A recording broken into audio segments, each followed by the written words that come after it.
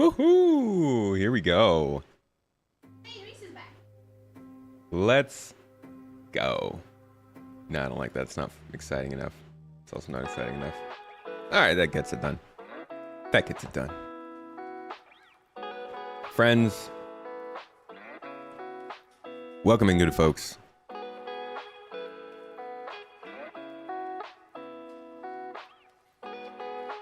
Talking about planets today. Hello, hello, hello, hello. It's Monday. Oh, happy Monday. Mondays are good times, especially when you start them out dancing. Good to see you all in chat. Thank you for coming, notification gang. Always a joy. Hey, and it looks like my stream's doing, not crazy things today. Hello, everybody. Reese, I see you have returned, my friend. We were just talking about you earlier today. We're like, where's Reese? Where's that man? Toes gang in the chat. Space Marine, Toes gang, welcome. Shifty with the hype. Good to see you. Vastin is always dancing it up. It's that starting song, man. It's good times. It is a great track. It honestly never gets old for me, though it might get old for some of you. Luckily, we switch it up every once in a while. What's up, Odd One? How you doing? Like the song? Adnan? Welcome in, YouTube. Toes. YouTube's popping up as always. Matt Sully, good to see you. Twitch is in here as well. Mrs. Tomato dropping the fishies. John Doom, good morning. Twitch that's popping on. And Echo, Twitch is popping off. My mistake, Twitch.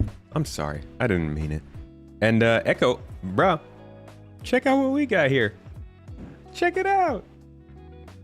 These, my friend, some lovely, awesome gifts from Echo, and the partner, and this one's a little satellite piece, which I really appreciate, because space stuff. We like space stuff. Thank you for that, man. And also, hey, thank you for the membership over on YouTube, and also holding down chat as a mod. Appreciate you, dude. We got your box here, and it's going up right there with the rest of all of our good stuff coming from the Star Citizen community. We'll be getting that up on the wall. Mrs. Tomato's got a good setup plan for it. If anybody here is like ever you see us in person and you want us to put something up there, you can ship something to us if you'd like, though it's a little bit harder to ship it here in Turkey, or just like hand it to us in person if you see us at CitizenCon or something, and we'll throw it up on the wall. Give you a little shout out, and every once in a while I'm going to take them down and just share them with the community, because these are great. Look at this. This one was handmade. Look how cute. Look how cute. Who doesn't want that on the wall? Thank you for that. Anyways, what's up, Toad Game? John Doom, good to see you. Vastin with the inspirational quote. I feel like you could have posters on the wall, dude, about dancing, and people would read them. Ranthus, hello. Hello, hello, Space Marine. Yum lemons. I think we've got a lemon in the garden. On the shirt. Twitch chat, best chat. Twitch chat, I love Twitch chat. Love them to death. Good people. Twitch has the, as they say, the stream culture. But honestly, Twitch goes hard. Adnan says YouTube gang will be holding down Jumptown for the stream. Oh, very nice. We jumping? We jumping on YouTube? Is jumping safe? Glad we brought it with you. Of course, man. Of course we're bringing it here. This is our home. This is our place. We have been waiting for this for such a long time. 4 years, 5 years now. We've been waiting to make this happen, and over the last 4 months, just constant work to make it happen. And we're now going to make it everything that we've ever wanted and more, because we're here to stay.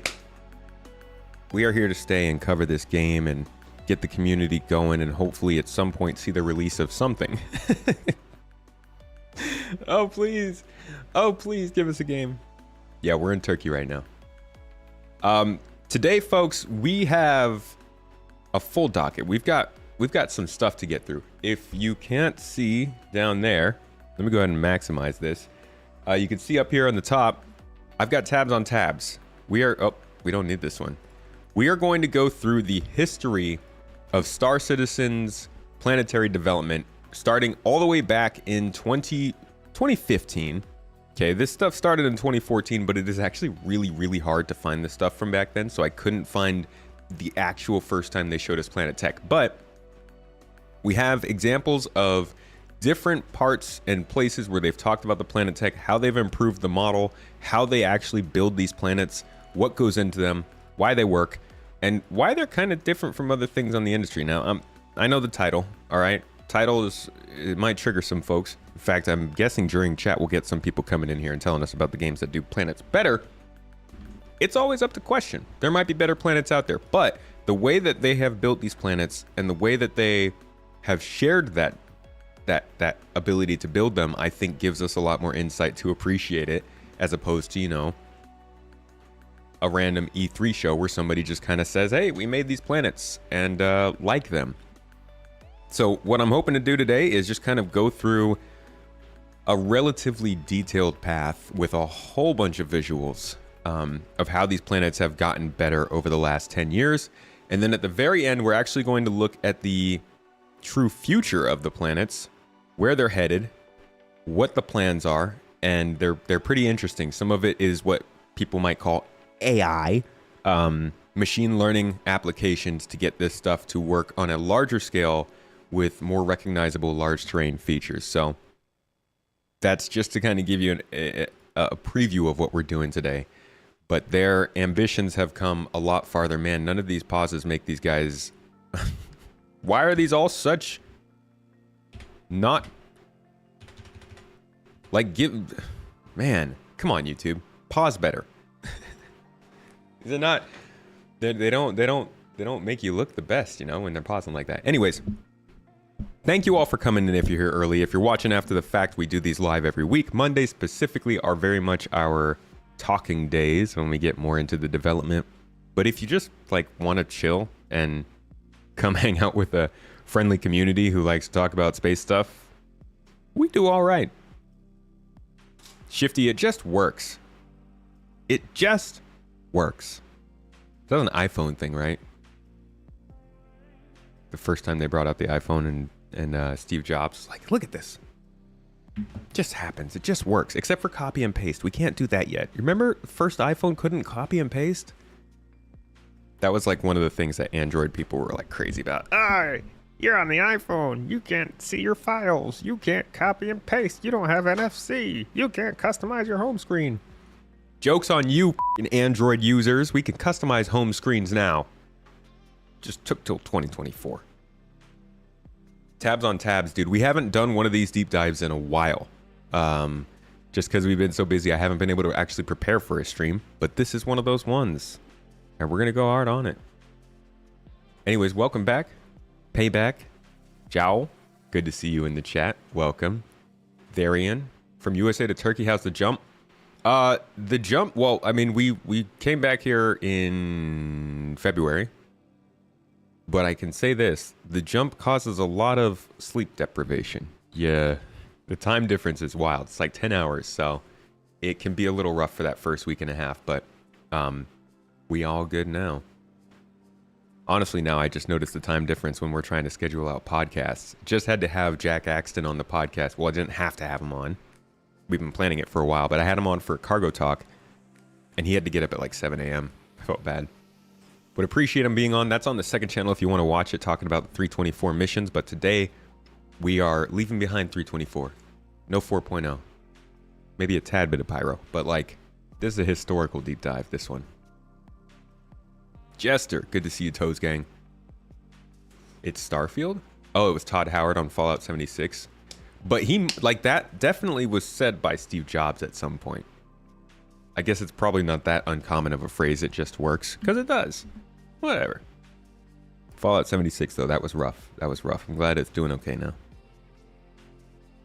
You were watching the podcast on YouTube, but paused it to come watch this. Warface! Shout out to Warface. That's a real one. Thank you. Honorary Toes Gang move. You're getting sick of AI this, AI that. The buzzword is driving you nuts. It's very annoying.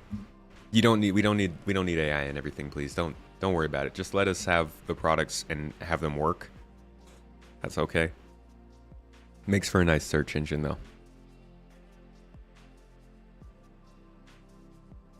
How was all your weekends before we get into things? Do anything special? Have any good funs? Play some Jumptown?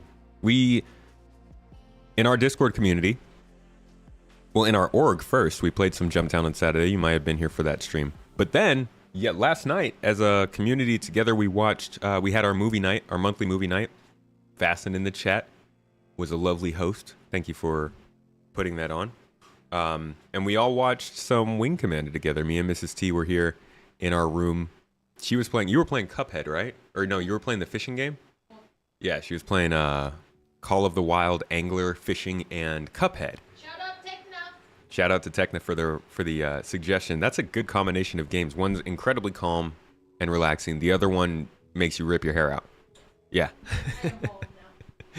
But yeah, we got to watch Wing Commander together in the garden, and it was a good time. Chris Roberts had his cameo. Group basically summarized it as a bunch of video game cutscenes put together. I honestly didn't think it was as cheesy as I thought it would be. But it's pretty cheesy. It's definitely got the 90s vibe. And somebody pointed out it came out just 3 years before Battlestar Galactica, which is like, that puts it into perspective. I thought it was much older. But anyways, sad you missed it. Oh, don't worry. Just keep an eye out for the looky look. We'll have another one going up in August. Maybe we should start doing them more than once a month. I don't know. We'll see. People seem to like them. Leave Bastin alone. Hey, Bastin, we can host one every once in a while. Come on now. Captain Serious Fun, thank you for the bits, dude. Really appreciate you. Thanks for the support. Can we get a shout out for my man? Captain Serious Fun. My dude. Had, always have some good talks, man. When we do get to talk.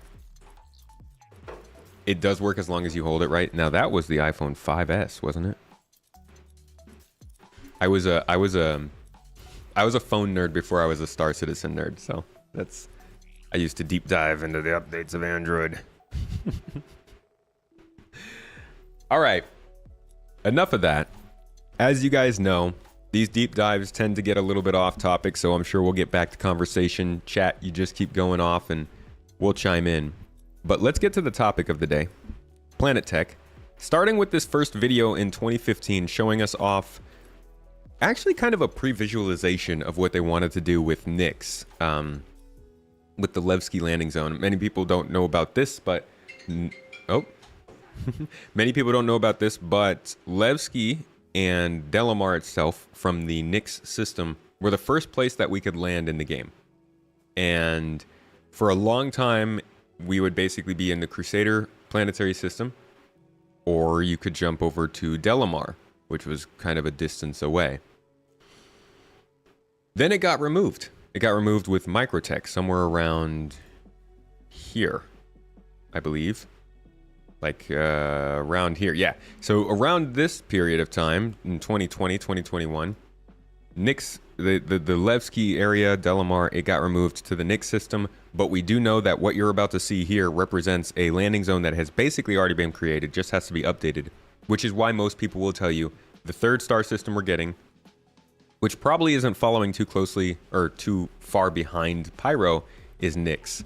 Don't listen to those people who insinuate that these star systems will take 10 years each. It's insane. But here is the first look we got at what they wanted to do with Planet Tech. And this will kind of set the stage for our development going forward. Thanks again for coming. Hope you enjoy.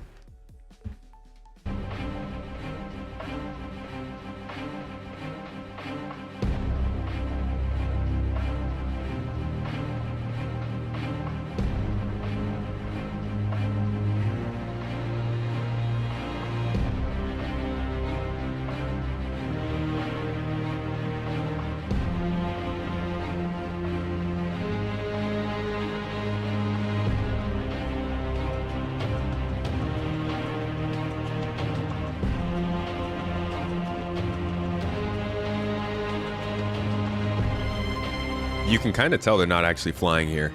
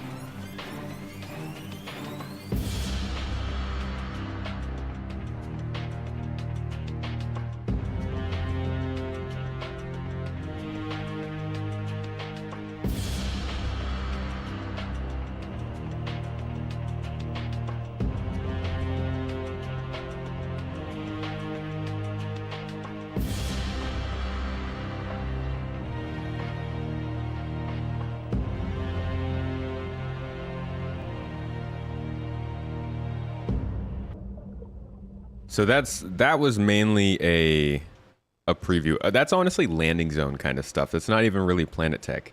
But I wanted to give you that as sort of that was the standard that they were trying to aim for back then. And again, this was before we even saw all of the stuff they could do. The next thing we see, actually, you know what? Let me pull up another video first. Be 2016 Gamescom, I think it was. Yeah. So here was the first time we ever actually saw them land on a planet. And you get to see this is like the first time we got a full showcase of a planet, of procedural tech, of all that kind of stuff. And you're going to hear it from the crowd just how hyped it was when this happened.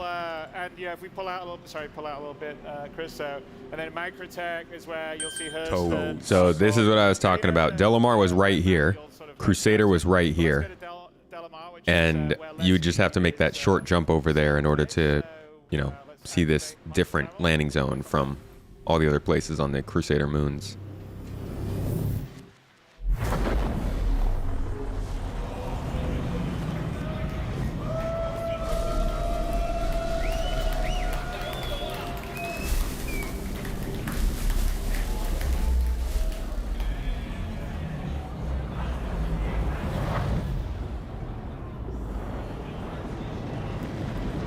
So here we are, this is the upper orbit station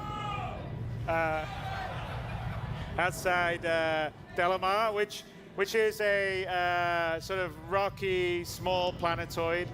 And Levski aboard it is, well, originally it was an abandoned mining town facility, and it was sort of taken over by the People's Alliance, which were a group of sort of anti-UEE kind of political activists during the Messer area. And so since then, it's sort of evolved into a place free from sort of the boot of the UEE. So he mentioned here, if you kind of Delamar is actually an asteroid, technically. It's like a really, really big asteroid that's round and looks kind of like a moon, but it's pretty small. But something to keep in mind with this game, and somebody correct me if I'm wrong here, because I know I always get them backwards. The scale of planets in this game is made to look big, but not be so big that it feels daunting to fly around them, you know? So they made all the distances, I believe they're 1/10 of the normal astronomical distances you'd expect. So moons are closer to planets, everything's closer to the star, things look bigger in the sky. Planets themselves, though, are 1/6 scale, so they actually are a little bit bigger. And everything looks a little bit bigger. But this throws people off because, you know, the cities look big from orbit. Some people don't like this. And it can be a little bit jarring when you look at orbit and you can, like, see planets looking really big. So the scaling of distances and planets, while it's different, was picked specifically to kind of enhance the experience. And I'm not, you know, I don't know. Give or take, yeah. Everybody's got their own opinion on it. Is it 1/10 for the planets? So then is it 1/6 distances? I know it's one ratio for one and one for the other. I don't remember exactly how it is. But anyways, back to the action.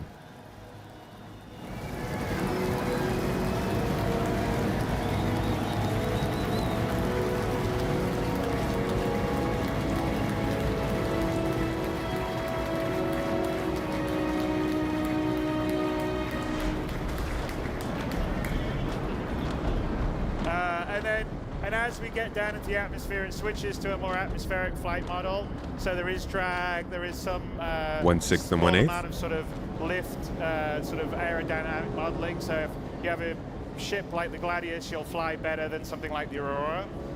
So here we are. And anywhere on Delmar, we could land, get out, and walk. So as we fly down here, perhaps Chris, we could demonstrate and just land and get out somewhere, wherever you want.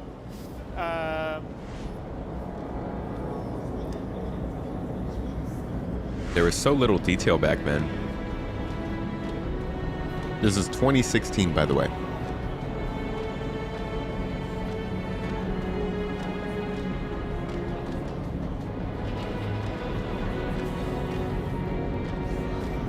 Hey, Jared, you want to go back to the front view for a bit? Yeah, perfect.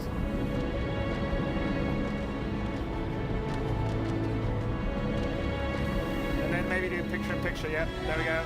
So there you are. Glenn's opening up the back. Chris is bringing us down.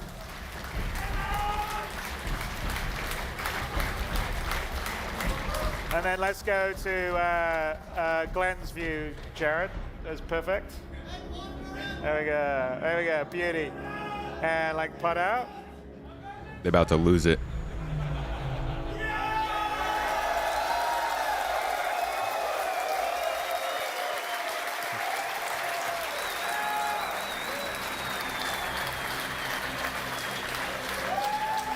The hype was so real. These Citizen Cons, like the 2016 through 2018 Citizen Cons, the messaging was not good. The expectations they set were not good. But the demos that we got to see were like so much more groundbreaking, I guess, than they are now. Like landing on a planet for the first time was really a moment. And I think it only took... It actually took like a year and a half from this for us to be able to do it. So, you know, same old, but this was the first landing on a planetary surface. At least that the public got to see. The giant worm, yeah. And they were still dealing with problems that we have now. Look at that. All right, who else is going to be a challenge? See, we did land everywhere. Let's see if we can you jump up? I don't know if we'll be able to do it. Let's see. Jump. Jump. It's going to glitch into the ship and blow up. Chris is going to have to land somewhere we can. He'll move a little. All right, so that was 2016, our first landing. Hey, good to see you, Luna Maria. Welcome in. Good vibes. Always with the good vibes. Hello, folks. That was the first landing, 2016. But from there, they really started to hit a stride in terms of actually keeping us updated on how this stuff was going. So this is a look at how planetary tech development was going at that time and what they were kind of planning and doing. I don't want to make this like a 3-hour, 4-hour show. So I will kind of skip around these videos because they are they get fairly long. But I want to give you guys a look at kind of what their ideas were back then and how they were talking about this stuff, because it really does change over the next several years.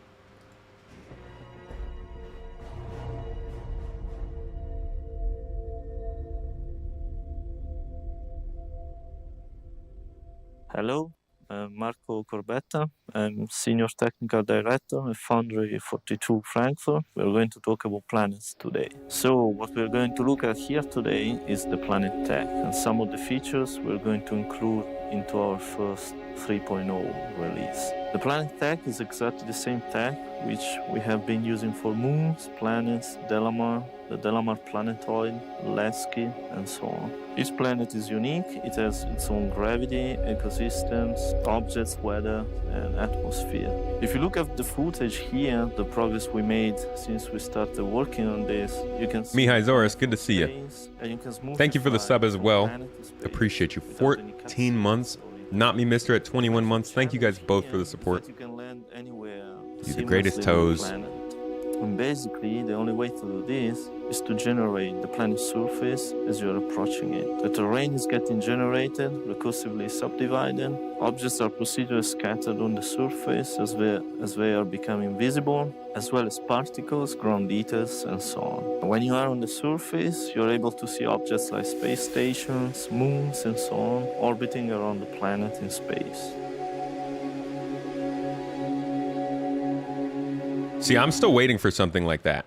Like, I know this is more of like not a thing that happens, but I can't wait until we see planetary bodies this close to each other. That'd be really cool. And I think the best you can get to this is like, Stanton looks really big from Hurston, but I want to see a moon super close. Just looks cool. Or maybe a planet close to a moon, I guess.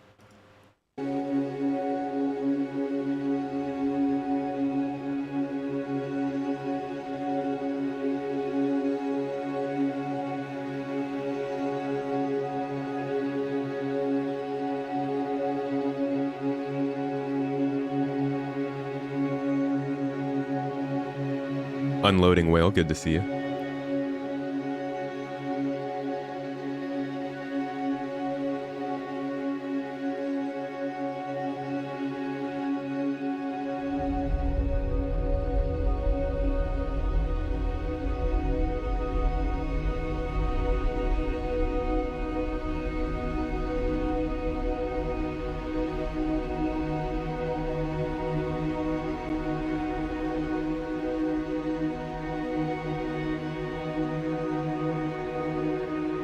That's true. Crusader does look kind of like that.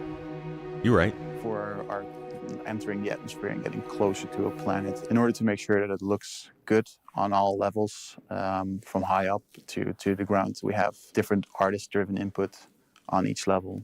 So on a global scale, we have our color map that defines the colors of the planet. And then when you get closer, we have our ecosystems that is defining our features. These all fade into each other and become one thing.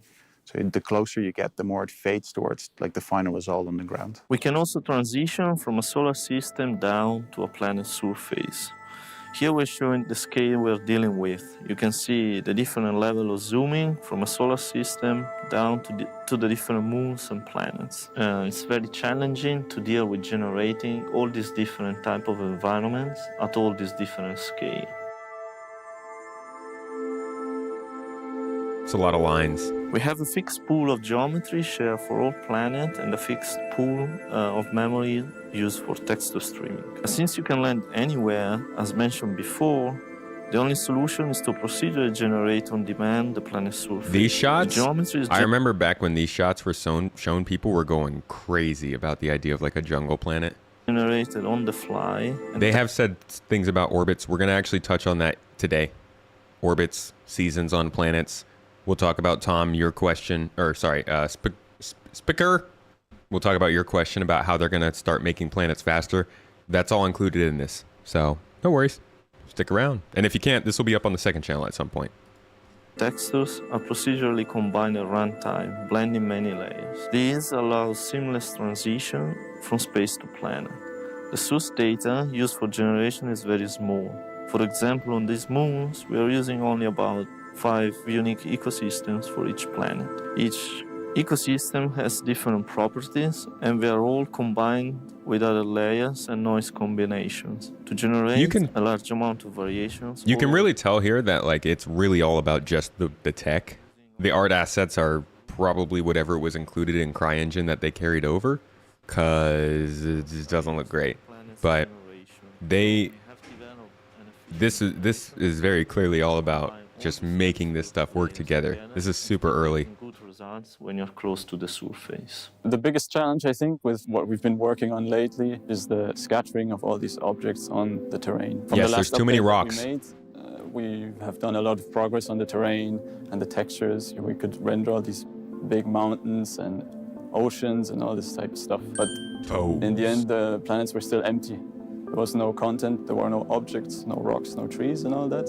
We had a very basic system, but that didn't really work for what we wanted to achieve. So most of the R&D time that we had in the last couple of months went into this object scattering system. The difficulty with the object scattering is to get a natural look. When you traditionally you make a level for a game, and you can place your rocks anywhere you like, or your trees, and you can compose the scene where the player comes in, and you have this nice vista and these background assets and all this type of stuff. So all of this is kind of Planetech V1, they were calling it, which was very much focused on just making sure that they could make biomes, get them to wrap around a planet, and get them to work in the 64-bit environment and make it interactable by us. You can see that they have a lot of these sort of node structures to help identify patterns and scattering and all of that. This is something we'll see repeated throughout the development process as they go between the different versions of Planetech. They will ultimately reach Planetech V4, which is kind of like their final version. That was the version that they wanted to launch Planetech with, supposedly, but not where they wanted to stop, which, again, we'll get to that soon. We're going to talk a little bit about today Planetech V5, which I think we should be expecting by the end of this year or maybe early next year, and what that will include as well, which will be some of its own unique stuff. Includes the materials that define the look of the ground when you are walking around in first person. We built the rocks and the assets and the shrubs and the plants. We basically build all these components, and it's remixed in our procedural Planet Tech. Besides reusing and remixing our textures and materials, we also built them in a smart way. When we build a material for our rocks, for example, we also use the same material in our ground textures to define how the small rocks on the ground look. In order to do this, we use Substance Designer, which really allows us to break down all our texturing components into separate modules, which we can then plug in and remix and change the settings on the fly. So this really allows us to speed up our texture creation process. Textures. Here's a little demo of the landing. Machines. So we need to do a bunch of operations on CPU side to make sure it all works on the dedicated server as well. Usually dedicated servers don't have a graphics card. So currently all terrain generation is done on CPU, and most of the visual textures blending is done on GPU on the client. Generational results are cached in the fixed geometry pool mentioned before, and the generation is distributed over all available meshing cores. So the generation is very efficient and is scaling with the number of available cores. The generational results are exactly the same on client and server, so there is no need to transmit any information to replicate the environment. Here we're watching a video. That landing just reminded me, there was a period of time where the landing gear on all the ships didn't have shocks or dampers, and so it would just be like landing on stiff stilts. The ship would just bounce on the ground when you landed. It was so ugly, and we were clamoring for like a smoother landing option for such a long time. Just reminds you of like all the little things that this game used to have going on with it. Laser Minion, welcome to the membership on YouTube. Thank you for becoming a supporter over there. Exclusive video should be coming out this week for you guys, talking about what I like to call the hover mode effect. And I won't get more into it now, but should be a good one. Here is a really, really good video that they showed showing off Planet Tech. This was like a super popular clip for a long time because it was just beautiful. Thanks for watching.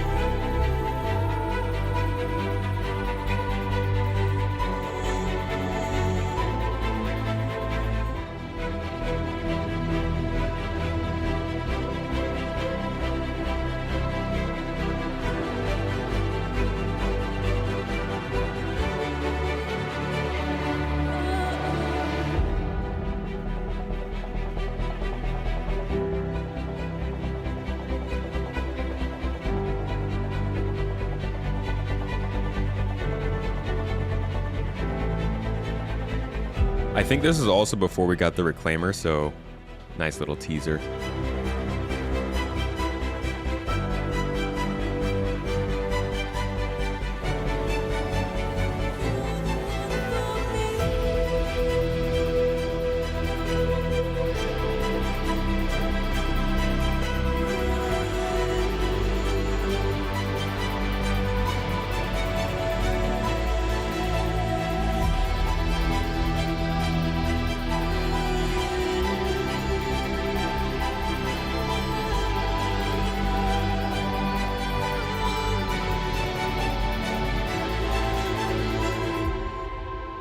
Hey, you guys want to experience a really fun effect? If you focus on the Reclaimer for the whole time it's pulling out there, once you get pretty high up into space, look at something else in your area, like text or something else, and it'll all start bulging out towards you. It's really weird.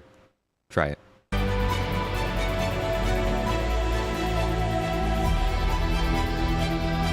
Just keep watching the Reclaimer.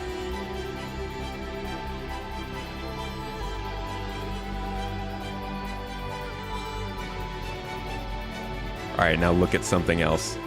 and it should do some weird stuff to your eyeballs. You know, eyeball things. All right. So moving on from the, actually somebody wanted to see the 2016 CitizenCon demo. I'll show you that real quick. This was their kind of, this is their follow-up to that first demo we watched, this landing. This is just a few months later, but it showed some really good work on the Planetary showing off the Lear system, which we've covered a couple times in the last few. Oh, actually, I'm sorry. I told you guys this was Planetary V1. Apparently they were already on V2 at this point. She's looking at different time, basically different ways to generate the tech, and it introduced, I think, weather systems as well. So here's a little look at that.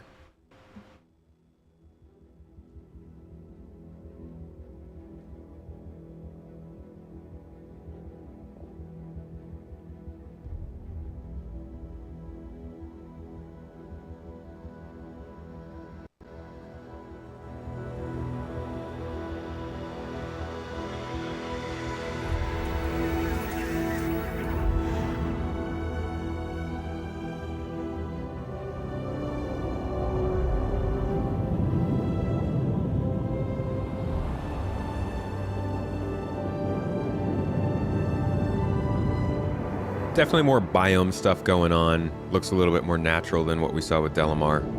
Obviously, since Delamar is just a rock.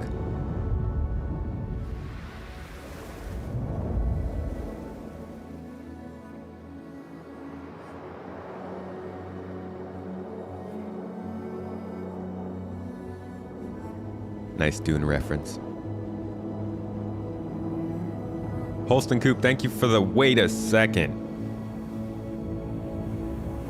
Wait a freaking dude. I'm sorry, 45 months subbed. I'm sorry to break the whole stream, but that's a long freaking time, man. I was actually just messaging with Holston. Good friend. Great member of the org, the team here. A mod. A founder with us for GII. And apparently subbed for 45 months, dude. Thank you so much for that. I appreciate you, buddy.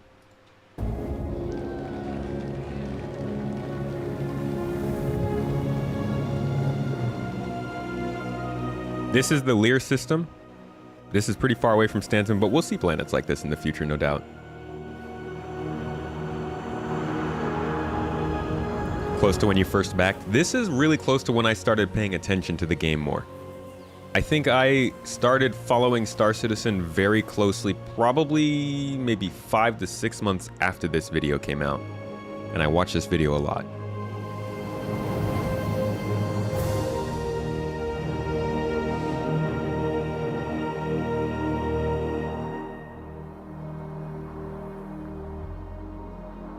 There are actually a couple things in this demo that still aren't in Planetary.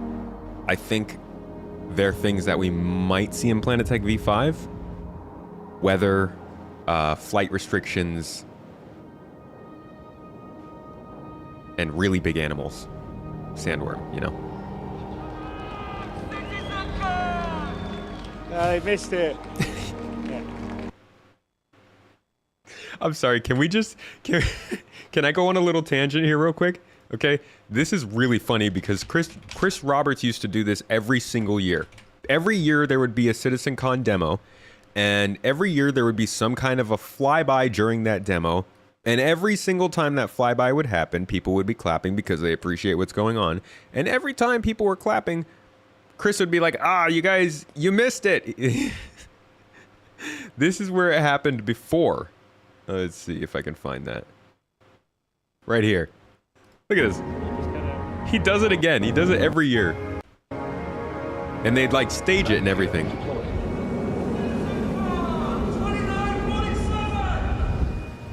Okay, he didn't say you missed it there, actually. There's that tradition. Hello, Citizen God 2947. But he still calls it out. Oh, and I'm pretty sure we got it the next year, too. It's really funny to me. Chris is such a character. Okay, so I didn't want to spend too much time on this one. Just wanted to give you a little look at it. Here is that, like, flight restriction stuff that I talked about that's still not in the game. In this particular case, the this planet, so we're heading towards it.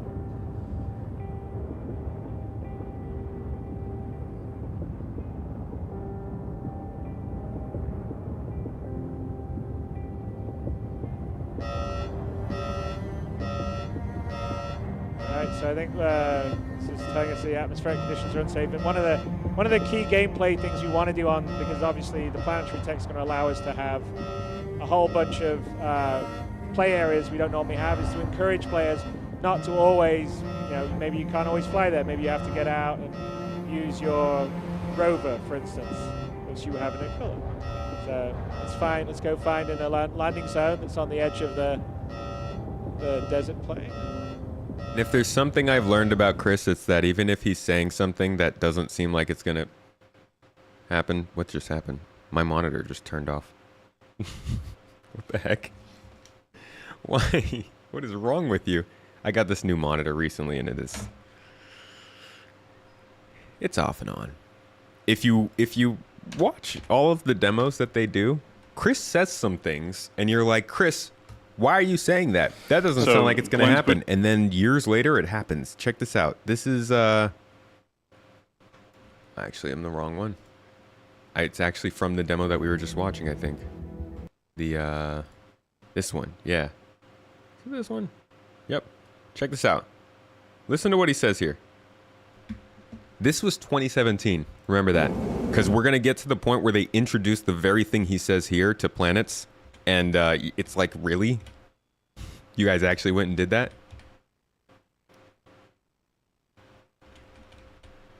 Come on, YouTube. Don't make this awkward. All right, here we go. Listening. Yeah. So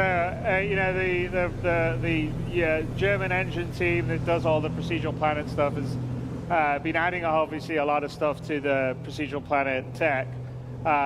The oceans have all been ported over to GPU, and ultimately we're not doing it here, but there actually has. If we get low enough, you'll probably see it's full wave simulation.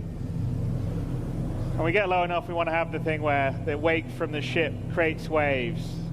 That's not in yet, but we will be doing that at some point. And you're like, okay, Chris, at some point, you get 5 years later, and you're like, hey, dude, you said that you were going to be doing that at some point, and then we get to here in 2023, and it's like, oh, you're doing it now. Surface foam, first of all. Next we have this last bit that I want to talk to. This has been, if I can find it. I was supposed to just show it off. Dramatic difference. The absolute pleasure to work on. So we had a few aims for this. We wanted it to be multi-input. We want physics. There we go. There. Took him 6 years. 6 years. But when Chris says he wants to do something, I guess they find a way to do it. Anyways, here is some more talk. Let's see, where were we? Here. So this is another update on procedural planet tech. What was going on with moons and planets at this point. So by now, by 2018, we had just received Hurston. So we were landing on planets, landing on moons, and we were understanding kind of how it worked. But the next planet they were talking about was Arcorp. And everybody's like, how the heck are you going to do a planet that is a whole city? Like, this was crazy at the time. Flying to Arcorp now is not really a novel thing. But back then, it was like, how the heck are you going to make a whole city like this? And these are the first kind of looks we got at that sort of development as they were continuing to push forward with their planet tech. They look better now. Yeah, much higher resolution than the work in progress stuff that was shown previously. Now, looking ahead to early next year, we're going to continue our tour of the Stanton system and go to Arcorp. So here we can see some white box R&D that's been done by Ian Leland, who's the art director of Star Citizen, on city block biomes for the planet itself, because Arcorp is almost entirely covered by man-made structures. So we've been looking at how we can use our newer planet tech, which has improved from last year, and sort of have the kind of more man-made and manufactured biomes as opposed to sort of organic ones that you've sort of seen around Hurston. We're really looking at trying to get a much better sense of scale and also variety and detail in the buildings. And you can just really look out and see a whole skyline, and you also have a variety of hats. So as you see in this video, you can see from sort of far distance coming down. You can see, for a huge distance, the sort of small outer area, suburbs around Area 18, these huge buildings that you can fly in. There's like ArcCorp Tower, and there's a just really great sense of scale, and it's significantly more impressive than what we were showing when we showed the ArcCorp prototype last year. So I think by the time we release it for you guys to fly around with, it's going to be a really cool experience. So we're pretty excited by how it just gets better. Yes, very cool. And here we see further visual work on the icy moon of Lyria. We'll come back to ArcCorp's moons in a little bit here. They actually talk a little more about how they get it more efficient making these planets and moons in that episode. Very cool. All right, so carrying on our tour, we're leaving ArcCorp now. We are going a little further in the timeline of our development of next year in Star Citizen. But here is Microtech. We're looking at a biome that the art team's working on. So we're doing exploration on Microtech. So it is the coldest of the planets in the Stanton system. There's, so we have a Microtech, ArcCorp, Crusader, and Hurston. But Microtech had a terraforming accident, so it's a little colder than the other ones, but it's not completely covered in snow and ice. So we're also looking at other areas that would be sort of like Nordic forest land or that kind of stuff. So this is some exploration that the art team's been doing, and you can see here a very different feel than, say, the savannah of Hurston. And so it's cool, and as we start to flesh out these biomes on planets like Microtech or future ones that we do, you can sort of see the potential of the variety and the beauty that will be in the verse. So. Yes, a lot of us have already landed on Microtech at this point, and we can see how it compares to what they just showed. But that's a little check-in. 2018, they're moving along. I would say, I think it was Planetech V3 maybe. Here is the update on ArcCorp's moons I was talking about. This kind of gives you an idea. They'll occasionally give you some updates on how easy it is for them to make this stuff, and they made a lot of progress between these different planets. The ArcCorp moons were our first moons where it felt like we really figured out our workflow. It was actually quite interesting because the tools didn't change anymore. We didn't do any bigger changes to our planet editor anymore, and that's why we had a much better idea of how long it would take to create one of these moons. Our goal is to fill an entire universe with these entities, which takes a lot of time, and they were kind of a test case to see how fast are we really at making these things. And you have to be able to create this look in a procedural way, so you need a lot of parameters that you have to be able to control and then output many assets really fast. Ultimately, we will use these findings to shorten the production time of all planets and moons in the future.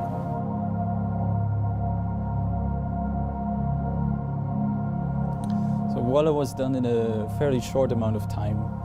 It took us around 4 weeks.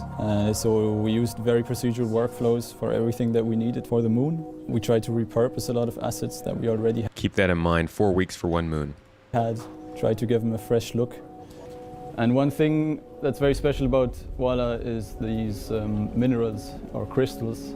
These minerals are basically what's gonna drive this planet. It's the only thing that brings color to the planet, and the material itself looks very interesting compared to everything else. After we did our first iteration with a procedural tool, we decided to do more of manual work on them. So for example, the crystals were made with a tool called ZBrush.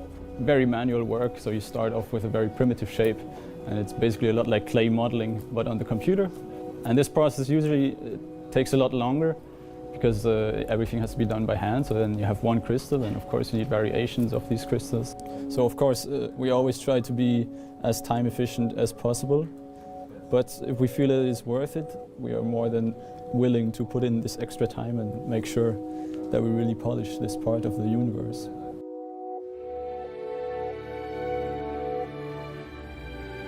Lyria, in comparison to Walla, features a bit more variety in terms of content, so that's why it took a bit longer. It was something around 4 to 5 weeks.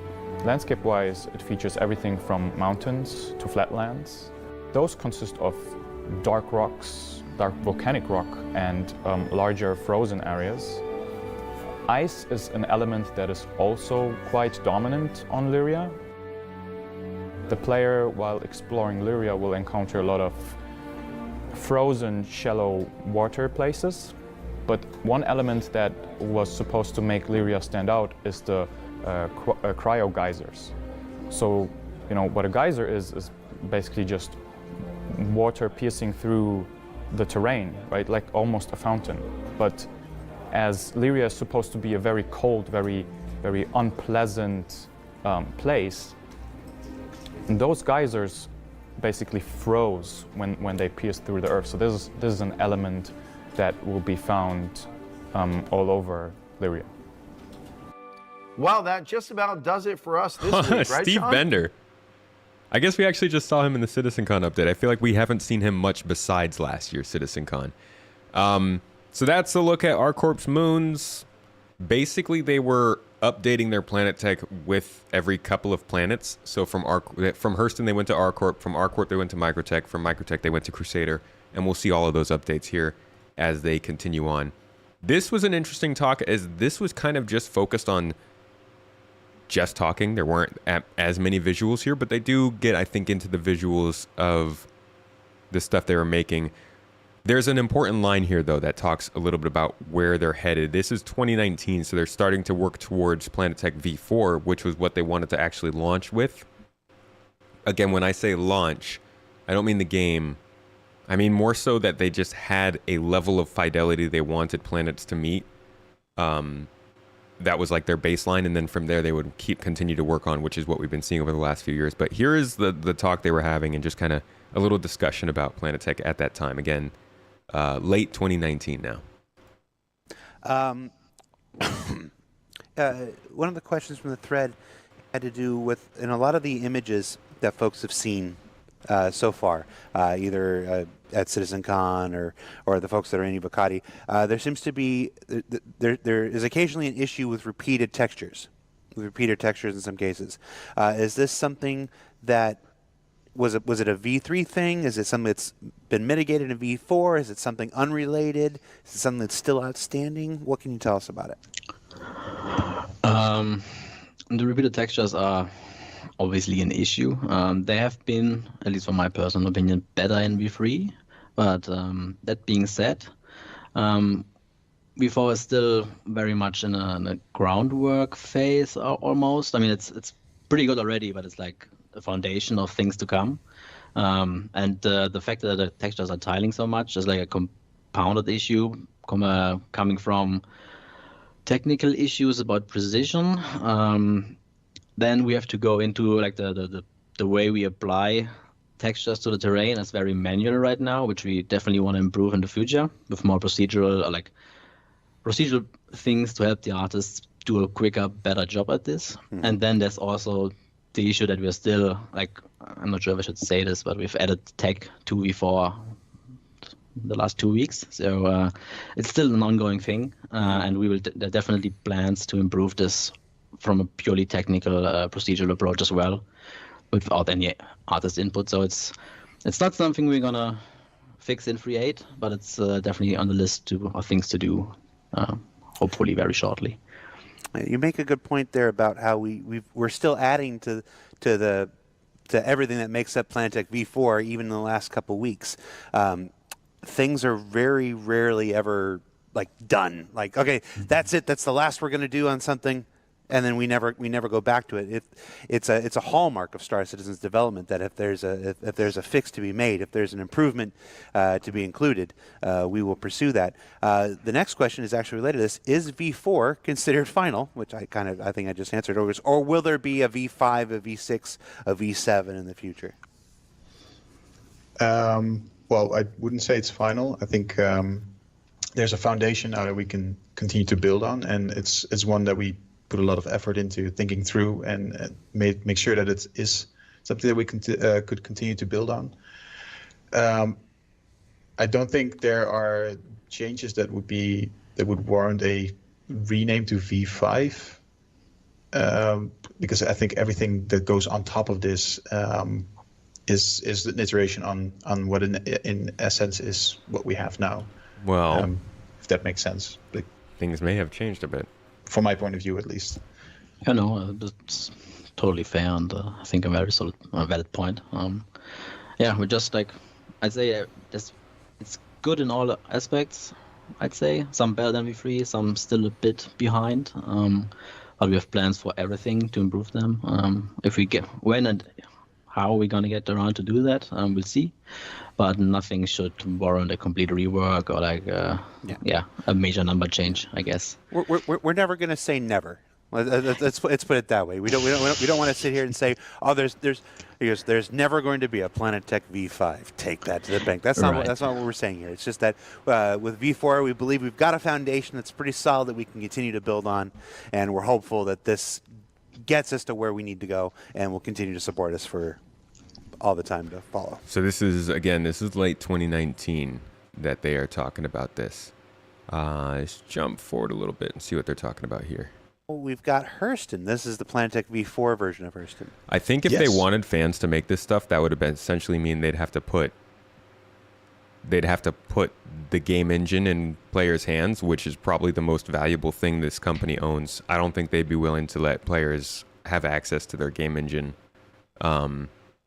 But ultimately, this is just like a lot of the other stuff they've been developing over the last 7 years. It's not even in a place where they can. I think they feel like it's a final tool. You know, a lot of what they've been doing here, a lot of what we'll see in where is it? In this video is just explaining how the game engine itself works. So I don't know. I don't think they would really get enough out of handing this stuff over to people. Modeling stuff? Yeah, maybe. I don't know. This is from Monday. So as in you did this work Monday? So yeah, this is close to what will be going out soon. As you might notice, we took this opportunity to go a little bit back to the 2017 version of Hurston that we presented, so everything is a bit more darker and polluted. We wanted to take this opportunity just to go back to the original art direction a bit more.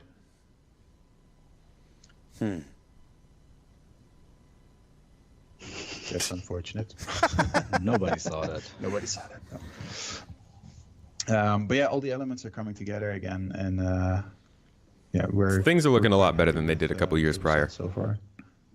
But man, there's so many rocks everywhere. With V4, it's really about a new and solid foundation that we can continue to build on, right? Versus having what you have and try to hook things into it to make exceptions for. Now we want to be able to do this. This is from the ground up, and I think that was the most important thing for us as the team. That we wanted to have something that we know in the foundation is correct, and we can actually continue to build on moving forward. Now, will this run on my a 486, or do I have to upgrade to a Pentium? It's not really just more. Okay, sorry. All of these planets are very basic that they're showing us first. All these demos are like very simple versions of planets, and as we get further and further on towards the Pyro section, you'll start to see just how much they expand on all this. Here is a talk at 2019. This is towards the end of 2019, so about a year later, I believe. No, I'm sorry. This is around the same time. Oh. This is what? Okay, this was uploaded on the same day, but this is from CitizenCon, whereas this is a Star Citizen Live. So I think this is where they kind of talk a little bit more in depth about what the heck this new Planet Tech is and why they're calling it V4 and what they're actually working towards. Oh, I remember this demo. Yeah, I remember this. Okay. This will be an interesting watch. Let me get the volume for you guys. We'll talk about the difference between V3 and V4. Only one layer. So, what would be the next steps after version 3? We had a desire for something quicker to generate with less direct artistic control, like we had previously in V2, but still being able to influence terrain shape and colors like in V3. We want a smaller ecosystem to get more details, improve blending and transitions, but still, we need to take into account special planets like ArcCorp. So, enter Planets V4, our final version. We decided to go for a more physically based approach. We wanted to improve on ecosystems blending and transitions, and now I'm handing over to Michel to give us an overview of V4. Thank you, Marco. I hope this clicker holds up, because there seems to be some interference. So, like I said, I'm the lead artist on the organics team. Our team works with the Planetary tool day in, day out. All the planets you've seen so far have been created by the team in DE. So we had some thoughts and demands whenever we talk about tools and what we want to improve. So why V4? Let's go over some of this stuff. So why V4? Up until now, for a long time, our focus has been on moon landscapes. And although these are visually distinct from each other, they're essentially a single biome planetoid. One is desert, one is icy, one is a lunar landscape, but the biggest difference is actually like the type of assets that you see, the shapes and the terrain. Last year, when the team started to work on Orison, we were actually confronted with our biggest challenge yet. Orison is a very diverse planet in terms of what we've done so far. So we have dry wastelands, we had our mining pits, we have trash yards, we have hot acidic areas, and even very lush green areas. So there's, on a single planet, we had to cover a lot of variety. And this clearly proved a challenge. So based on this experience working on Orison, we started to think about, okay, what can we do to improve, where are our bottlenecks, and how can we proceed? So we wanted to make sure that we future-proof the technology, because up until now it's been Stanton, but there's we want to go somewhere, right? We want to go to other locations, and the only way to do it is to work faster, more efficient. So V4 is a fundamental change in how fast we can build planets, keeping what worked well, reworking the things that slowed us down, and building a tool that's in-engine and is a very intuitive, artist-friendly tool to use. And we'll show some examples of that coming up. Yes, all right, cool, seems to work. So here's an example of some of the stuff that we wanted to achieve, or at least wanted to do. Wow, what a beautiful planet. That looks familiar. But we felt we couldn't really do. So you see here a Google image of the African continent, and what you can clearly see is, on a large scale, the transition from a desert landscape to a savanna to a thick jungle. And I don't know if any of you ever enjoy to look around on Google Earth. I personally like to do that a lot, reference gathering, etc. And I always enjoyed seeing these beautiful transitions. And they seem quite strong, but if you go up close, you can actually tell that these transitions are incredibly complex. So there's all these features in the terrain that inform why these transitions happen. In this case, where the vegetation gets more lush, you see that the mountainscapes start to block the drier desert winds. The water paths are the first areas where trees start to grow. And when you zoom into these areas, you can actually see how the terrain and how the terrain features actually start to inform these transitions. Another example, just have a few examples to go through. Another one where the terrain creates these beautiful patterns of transitions in between different biome types. And lastly, wow, please, there we go. European Alps, where the transition in height actually causes a transition from a regular green area to the snowy mountains. And these transitions happen over an incredibly large area. So let's have a look and go back at to Orison and have a bit of a chat about the challenges we had. So we were not really unhappy with the results that we were getting, especially up close. I think that was pretty good, especially considering the skill of our game.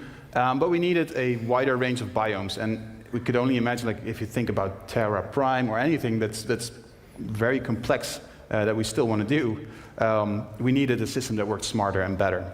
So it became clear that our tiled approach was making it really hard to scale and create convincing transitions. Next slide. All right, so this is a very unflattering look of Orison. I turned off the atmosphere and some of the effects that usually go on top of this. But what we usually do, or did before, was paint a global texture that sort of represents the different areas on a planet. So what we have here is on the pole. It's a bit desaturated, but that's where the savanna area meets the wasteland. And although it's not super crisp, it kind of gets the point across, especially with the effects layered on top of it. When you start flying closer to the surface, especially with all the effects turned off, you start to see where the global texture starts to fill, and you get this blurry look. The textures that are loaded locally for each patch of terrain or each tile is not fully loaded in, and you hit this dead zone in between where it just looks a bit blurry, a bit muddy, and it's not really getting us the results that we saw on Google Earth. And then when you get even closer, you start to see the individual patches coming in.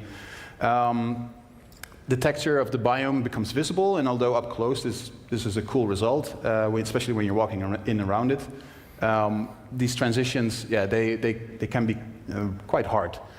So what you see here is a few wasteland tiles meeting savanna tiles, and the artist and the art team had a really hard time just trying to alleviate these areas to get them as good as possible by creating additional tiles to sort of fit in between, and it became quite complex to set up and maintain, especially with more biomes and more variety coming in. And the drawback from the color map up close is also that it didn't quite have the resolution that we wanted to. So more complex planets meant more individual files to maintain. All of these collected assets informed the final look. So if you wanted to change a color on the planet, you had to go through all these individual files. Let's use the laser. So we had all these terrain files, these terrain sets. They had color information as well. So if we wanted the red on the planet to be a bit less red, we had to tweak all of those individual files. Could meant like over 20 or even more. The overall look and final look of the planet was easily made up of 500. All right, I'm going to jump ahead because this is really all culminating into the idea of what I think made this planet tech the best, or rather what brought it to the standard that we expect now. Details aside, this is a really good system in my opinion of having the planet procedurally decide what's going on at a specific point. So I'm going to jump ahead a little bit here. In the meantime, though, I would love to hear from you guys. What do you think is the best planet so far? What do you think comes together the best between the four that we have? Bottom-up approach at the same time, we type of overcome all of the limitations that we had previously. Here's a 2D chart of temperature versus humidity. Michelle mentioned we use these two properties because they seem the most relevant for most variations on a planet's surface, but we're quite loose with the term. The artists have a bit of flexibility what they put into them. And obviously, some planets or moons, especially, maybe humidity isn't relevant for them. We could theoretically just use any other single measure we want for climate there. But the point is we've got two axes, two things we can control. So what we do is then for each individual point on this 2D graph, we get to pick exactly what we want to appear. So down here we might have, obviously snow textures, where we have different types of trees appearing in the temperate rainforest. We get to control the exact appearance at every single location within this chart. And we have 128 graduations of temperature and humidity, which leaves us with 16,000 variations we have to fill to take what would appear on the planet at that specific condition, which is quite a lot to fill. So here's a quick demo showing how a small terrain patch, just by adjusting the climate data, we can very quickly adjust the visuals. I'll just play that one again. And you see that we always get logical shapes and colors coming in there. So yeah, the problem with this now, it generates as a new problem. We've got 16,000 sets of conditions we need to set up somehow. So I think that animation kind of messed up. That represented quite a challenge. Our first approach was for them to have, like, they would manually create these rules where I want this tree to appear at this temperature range and at this altitude, and it was too unwieldy. So instead, we moved to a system where we literally paint the surface of the planet using like a paintbrush. So this is a quick demo of this being used here. And because we don't want to paint the entire surface of the planet, when you paint on the surface, you're actually painting what you would like to appear at them climate conditions. So if you paint somewhere that's 20 degrees C and the humidity is 50%, you're actually painting every single point on the planet that has exactly those climate conditions. So by doing it this way, next slide, we can very quickly build up very interesting biomes, and while it looks like you're just painting a small area of land in front of you, you're painting huge areas of the planet at once. And this was something that was immediately appealing to the artists, because this is a very familiar workflow for anyone that's worked on a game engine before, like a smaller scale one. But yeah, it scales up for us. So here we've just painted a few trees and bushes. So if that doesn't, if you didn't catch that, area. basically what he's saying is they can pinpoint thousands of points of temperature and humidity conditions in as a gosh, what's the word? Combination. Thousands of combinations of humidity and temperature. Pick that specific point somewhere in the view that you're seeing to paint that certain spot for that humidity and temperature, and then everywhere on the planet that matches that spot will get painted the same way. It's now being. I think everybody did a little happy dance when that moment came in, and the paint tool came in. And woohoo!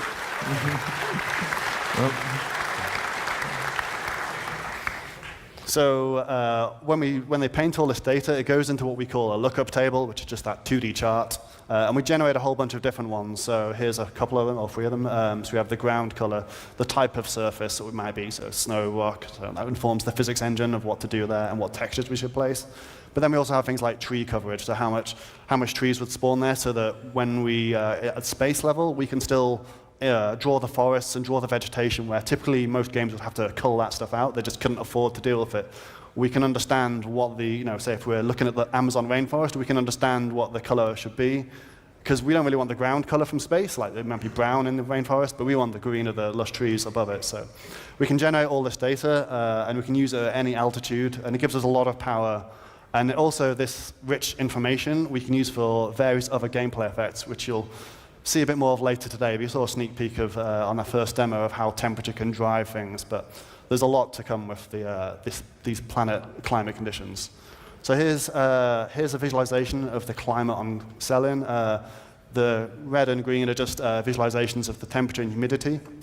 And one of the lookup tables is shown there, which shows, I think that's the ground color. So once we apply that to the surface, it starts to look a lot more reasonable. And then same for Microtech. We've got all the climate conditions there. It's mostly snow in Microtech, no surprise, but yeah. And then to build it up from the surface to see the other side of it. So this is purely just the terrain plus the global lookup table. So it looks pretty boring at the moment. Once we apply some temperature variations, there's a little bit more interest. The humidity variations gives us quite a lot. And then on top of that, we have medium scale type of terrain textures, which are driven from the climate and the slope. And then finally, we add the detailed textures. Now, our climate data is only stored at 4-meter resolution, so that doesn't give us the individual stones and rocks. We have to add a layer of detailed ground texture. But we need them textures to look consistent with what the climate data tells us. So if the climate table tells us we should be having yellow sand here, then we may need to make sure we have yellow sand. Now, we can't make a texture for every single scenario. So the solution for that is we normalize all of our ground textures so that they all have an average of mid-gray color. Just jumping forward a bit here again. I think they show the tool off working quite a bit, but I may be wrong. Let's see what they're saying here. You can see the wireframe mesh geometry generated from elevation data. The terrain geometry and blending is done on CPU. This is the same view as before. We're showing the planetary terrain without any objects yet. And this is the final view with objects generated on terrain. So we have a separation between large-scale ecosystems, which are the larger rocks, trees, and so on. And then we have the so-called ground cover objects, which are the smaller objects that are generated at ground level only.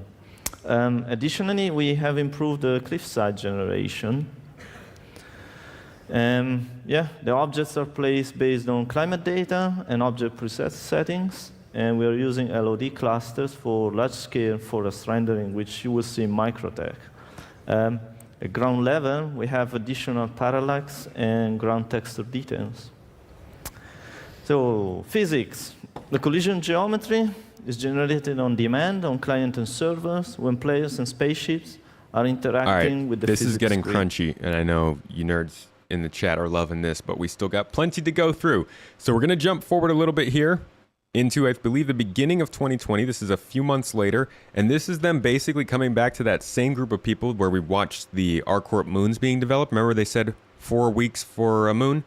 Or something like that. I think they did 3 moons in 1 quarter was how they did it. So here is them talking about now, how long ago was that? That was here. So that was January of 2019. We are jumping basically 1 year ahead to February of 2020. Let's see what they have to say.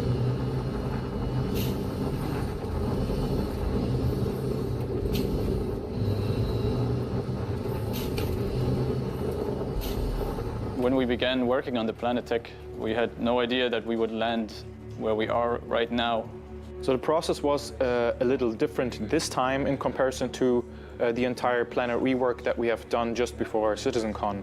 These 3 moons now are just made with the V4 with no attachment to any previous visuals that we had to accomplish. We simply could make use of the entire library that we have to our disposal, take the rocks from the caves, create snow or ice materials for them, and arrange them in a different manner, and then give them an entirely different look. Creating new assets for these moons. You have to see what's there, what can I do, what can I make with it, how can I reuse it, how can I make it, how can I use 2 old things and make 1 new thing out of it, basically. One of the major reasons why we went for V4 is to increase quality. We don't want to make moons faster but reduce quality. We actually want to raise both of them. Even this scene alone is like, even like this right here is so much better than the Delamar we saw back here. Like the ground just night and day. But reduce quality, we actually want to raise both of them.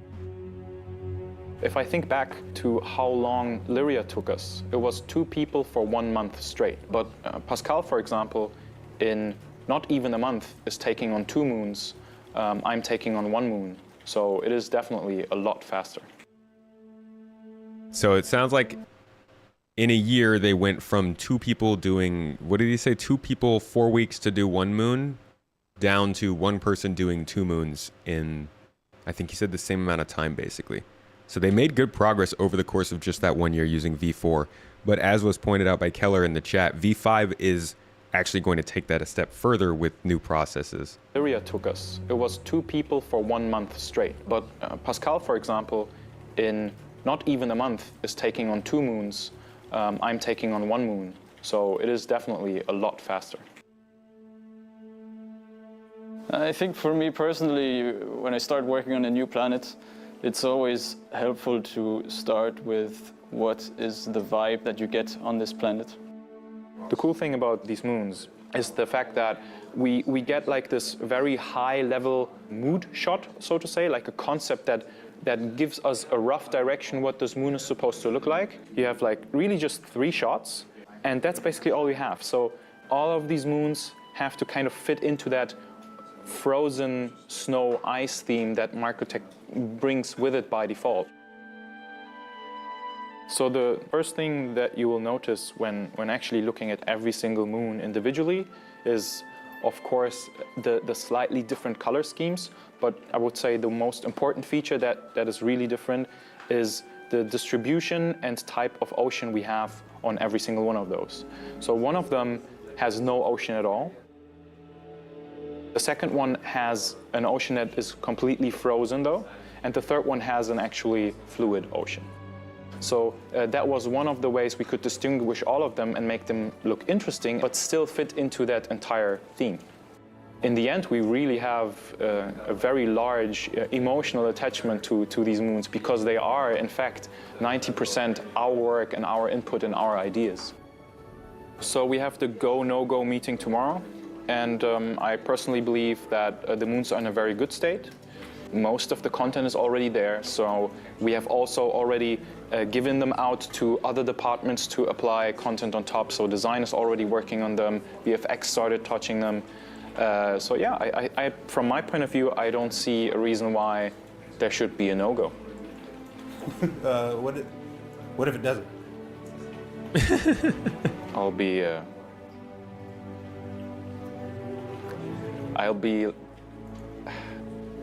then I am the liar of the year. And it's only February. This was a go, by the way. It ended up working out. It's no option. It has to go in. It has to go in, right? There's no such thing as a no-go. It has to happen. We will make it happen. Don't worry about it. We will make it happen. Deadly words. Deadly words, dude. Don't worry about it. Coming to owners in the upcoming All right. alpha. So that was a little update on the moons at that time. Again, February 2020, they were making good progress in getting things working. Spring 2020 was when we started to see something a little new. They started to introduce us to Pyro's planets for the first time because, well, they were at least trying to tell us that Pyro was coming soon back then, but oh my god. Here we are! Don't worry, I don't need a reminder. I am very well aware of how freaking late it is compared to this, but here's a look at the first real looks of what they were showing us of Pyro and its planets back then. But honestly, this still just kind of looks like a pyromaniac's paradise to me. Speaking of pyromaniacs, and what might be the best or worst segue I've made all season, it's time for another look at early work on the planets of the Pyro system, in this case, Pyro 2. Now, in the original galactic guide for the Pyro system, Pyro 2 was said to be a coreless planet that once held significant mineral deposits and became the victim of a metal rush that quickly picked the planet clean, leaving it little more than an empty husk. And, well, we may have to revisit that assessment before all is said and done. Similar to our look at Pyro 1 last month, this is early work on the planet's surface alone, so you could expect plenty of changes and improvements along the way before it gets plopped into the Pyro system with its family of other planets. But it's fun to showcase what Planetary V4... Okay, just because I like the side-by-side, here is a look at what this planet looks like now. The improvements that we made to how acids spawn on the side of mountains, that was something that was always quite challenging for us to do, to have some natural transition from the terrain to the geometry, and then also have like the rocks form in a natural way. Granted, there's a lot more finished work going on here, but you can definitely see how they've improved from these early looks. All right, after that, we got a Star Citizen Live, which was kind of like the one that we saw about all of the humidity and temperature stuff. But this one was more talking about height maps and how they were actually creating the geometry of the planet, which I thought was pretty interesting. So I thought I'd give you a couple of looks at different parts of this, just to show you kind of the tile format in which they were building planets back then. It's the planet side stuff. So planet side, art-related stuff, that's our topic. That's the stuff Patrick will be able to speak to today. So Patrick, if you want to share your screen, I'll turn it over to you, and I'll let you drive for a little bit. All right. So, do you see my screen? In a second, Zoom is put it on the wrong screen. There we go. Now we see your screen. Oh, good. You see Substance Designer? Yep. Fantastic. All right.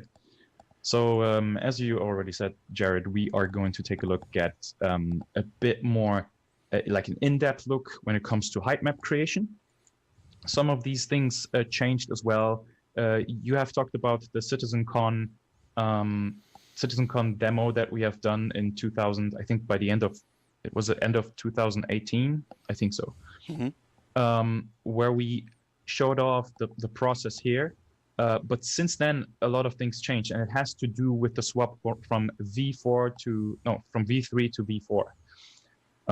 And yeah, we thought let's have a bit of fun. Let's create one of these height maps from scratch, and by the way, explain some of the changes that have happened, how it affects us as the art team, how much time we get back from this, how it affects quality, and so on and so on.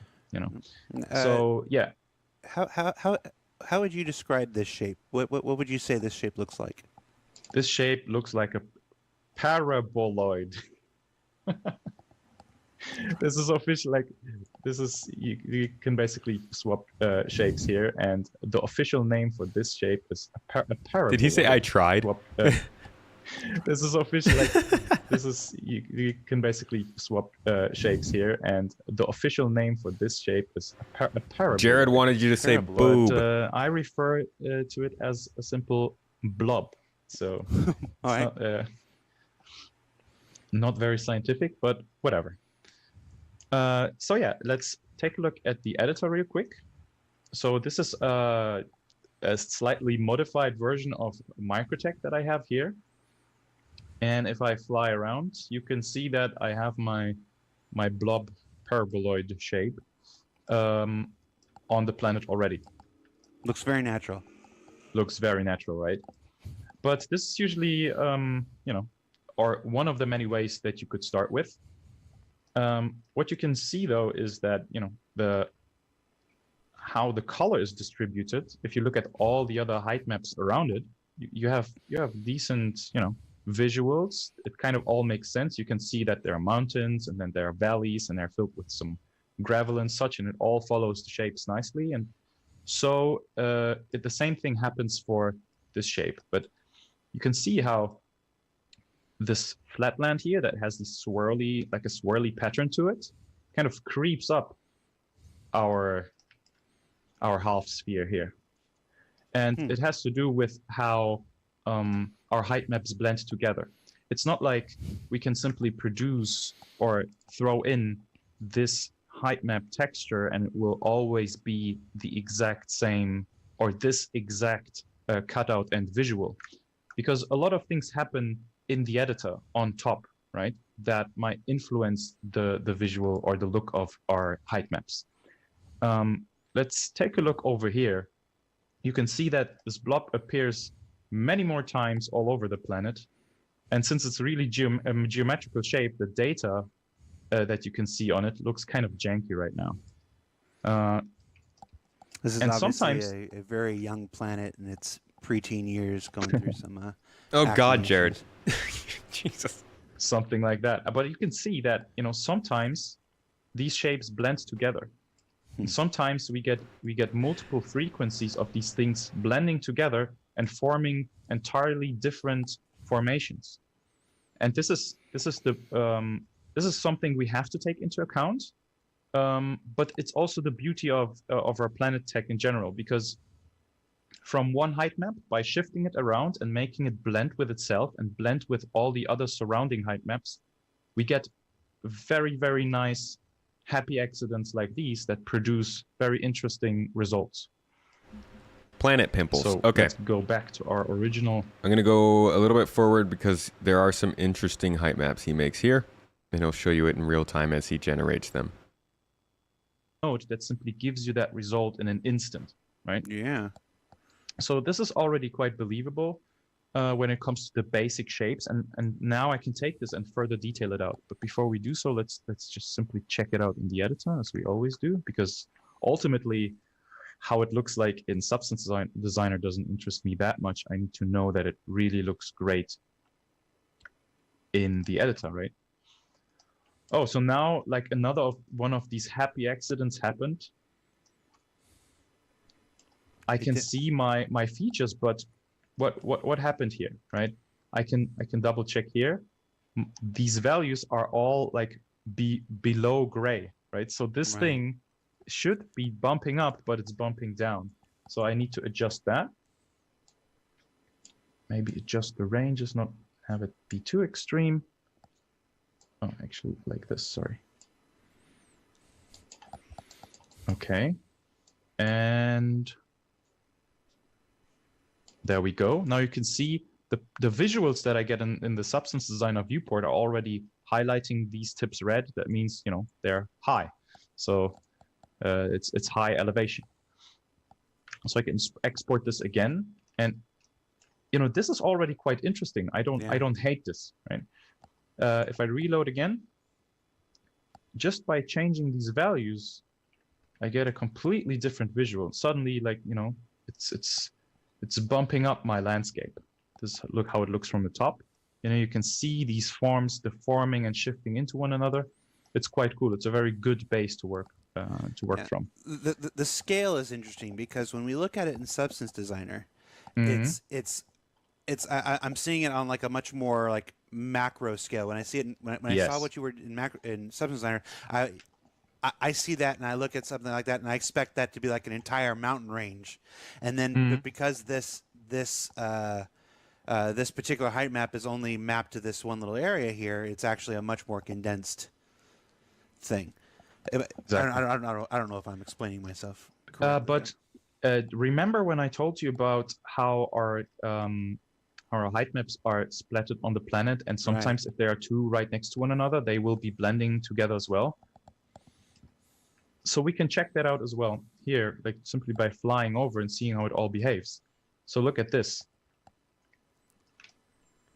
This is the exact same height map, but it sits here multiple times and blends together and forms an even greater landscape, even greater mountain range. Instead of just being a single dot on the planet that gives you that individual mountain. And then, you know, if I would like to detail this out, let's take one of these tools here, and this is where we're not getting into the painting as much now, but if I wanted to, I can take Özlem's heavy spruce tree areas and be like, okay, you know what? I want the spruce trees to live on this plane here. And I click in here once, and there we go, spruce trees. Some of the other things are bleeding in. You can see that has to be adjusted. So this is where, you know, we start polishing things out and such. Really clean that up. And this is without any detail passes, and you can kind of see that here, that the data looks, and even after the detail pass, there might be some areas where you get to see one. Okay, this is the most important part of the talk, in my opinion. And automatically use the correct material based on a planet temperature, size, atmosphere, and stuff? Or do you have to go in and set all of those things individually each time?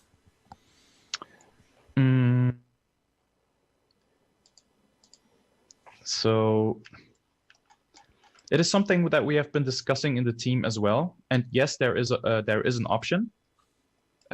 You see that? Okay, let's. I have destroyed. Don't. We have wrecked. The flashing blue is the thing we were talking about before, where he can select a certain point and it will paint all of the points on the planet that correspond to that point. So when you see that moving around, that's kind of showing what would affect if he were to click. Yeah, right we have wrecked it a little. Yeah, but that's fine. If you take a look at this square over here, right, it's something that we have already discussed, right? I can take, for example, the obsidian dark biome and paint it down, and you can see that it automatically gets applied here, right? So what we could do, because this texture and each and every corner of this texture resembles specific humidity and temperature situations.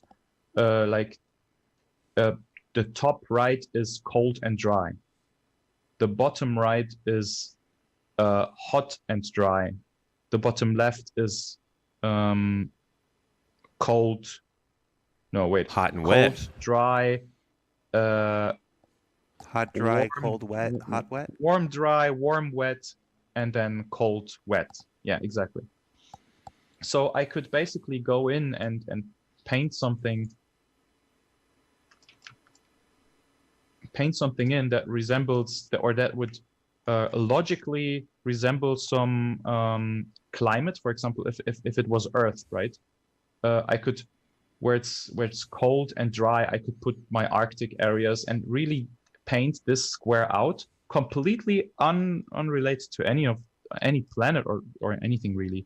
And then we could throw any data at it and it would redistribute this data logically. So no, we don't, the answer would be, we don't have to go in and adjust the painting all the time and repaint our biomes. And because you can see even after, or even only this local height map here, it already adjusts to the new data. And the same thing is happening globally. So it's the very, it's the very, very same logic being applied there. So just by adjusting our workflow slightly, we could totally do that. Yeah. Yeah. So this height map that we've been working on, we've seen that it's in this one place we focus on, but we also have seen that it's replicated in other places. Yeah. What's that breakup like? How many different patches are there on a planet? How do you keep these things from being too repetitious? Oh. Yeah. There you go. The power of DevTools. You can see that what we have been adjusting and modifying right now is index or patch number 3, right? You refer to it as patches. It's actually okay. We tweaked patch number 3. Right next to us is patch number 0. And let me show you something. We have a list in our Planet Editor tools. Whoops. Let's actually put it in here. It's okay. So this is something that we don't show off quite frequently, but you can see that we have our ecosystems, and what we call as ecosystems are all the height maps, right? This is the list of all the height maps that we use on all our planets. We have hills, we have ice dunes, we have the mining pit. Or you can actually also, let's do it properly here.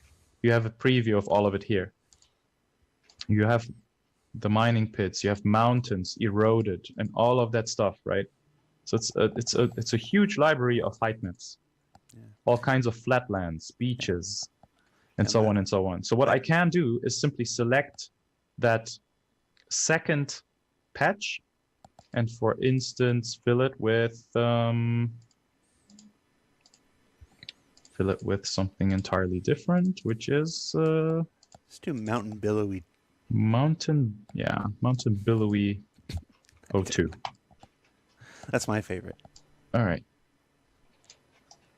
Let's jump back to our spot. Oh, that was actually 3, not 2. Sorry, 3. Whoops. And now turn this off so you can actually see what's happening. And this is a good demonstration of the question that was asked previously. See, these are the billowy mountains, and you can see that the data already adjusted. But if I go back and put in something entirely new, now, plop, see, everything moved with it. Let's take a height map that you guys have actually never seen before.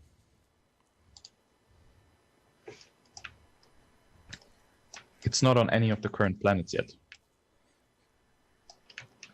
You saw it here first. See, I can just go through this library and decide, like, okay, what mountains could fit best, right? And I can define, as I've shown before. So you see these funky colors, right? It's 0 to 15. So we have 15 patches, 15 slots that we can fill.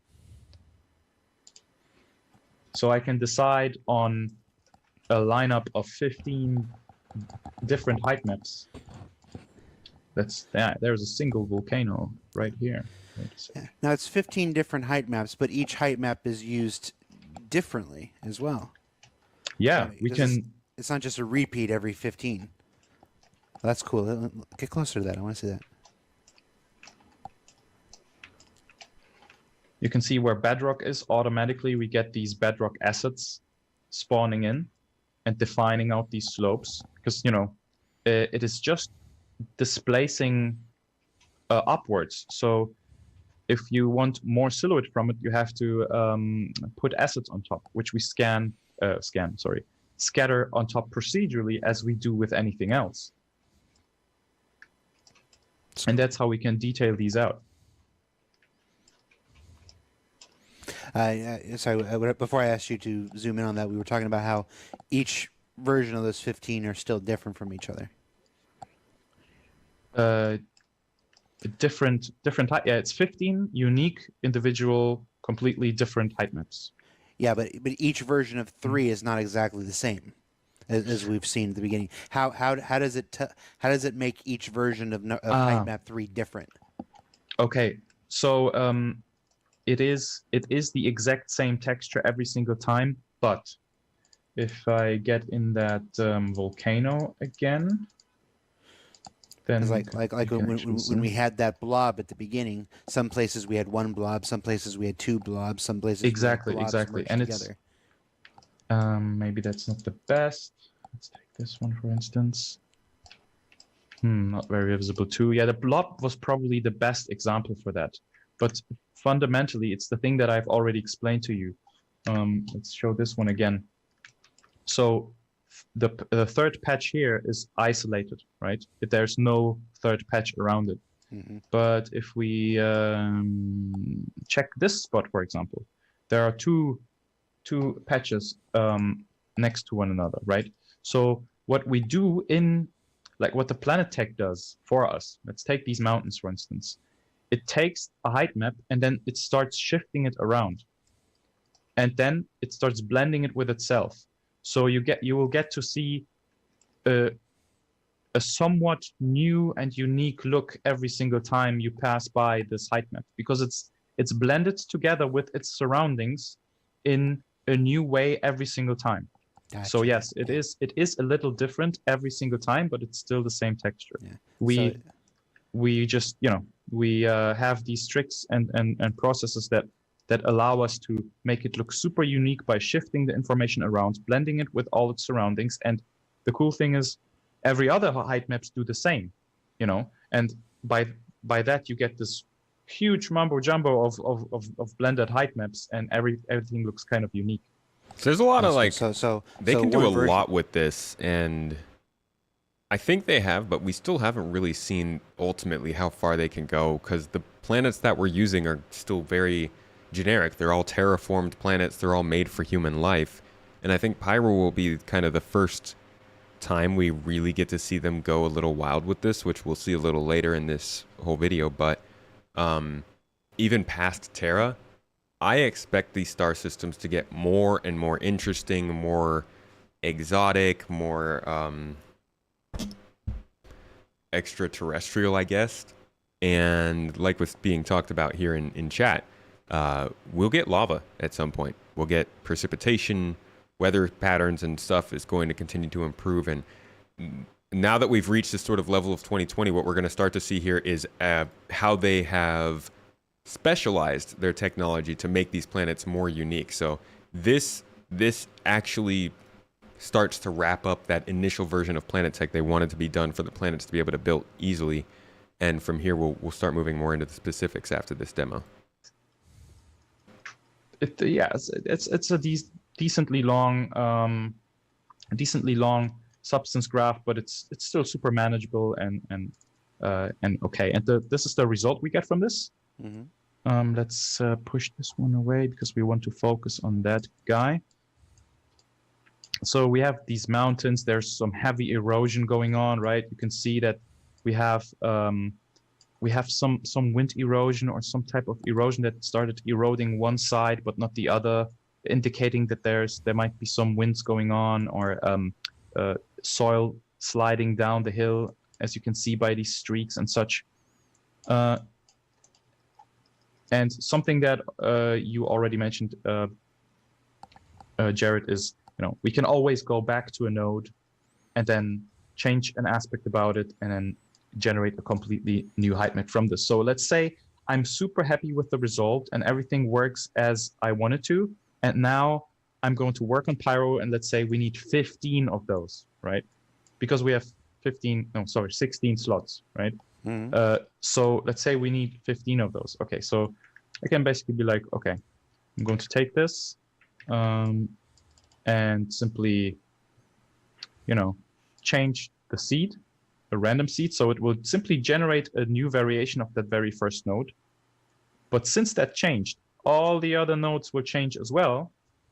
And in the end, as you can see now, I'll get a completely different result. By just changing a single value, I can produce a completely new height map. Again, not something specific to us. This is... You can see how this can start to be plugged into machine learning to create some full surfaces without him having to do all of the different changes to these nodes. Very, like, by now, this is standard in the entire games industry, procedural materials. This is how most material artists work, but we are applying this to height maps. So now I can, for instance, change this from a basic noise to a billowy noise, and it will again completely alter the look of this height map and give me an entirely different result. I can also flatten it out if I want something flatter. Okay, this is a little too extreme, right? But let's say I go down. Oh, that looks sick. I'd love to fly through that. And restrict the range to something healthier here, because not all the mountains are using the entire range of our spectrum.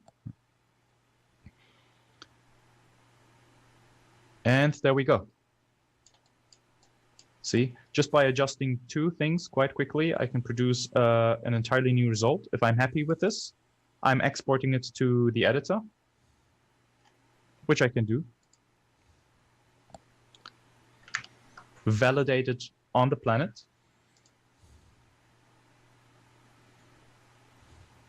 Oh, I have actually replaced it, so I'm going to get back to it. There it is. Blop.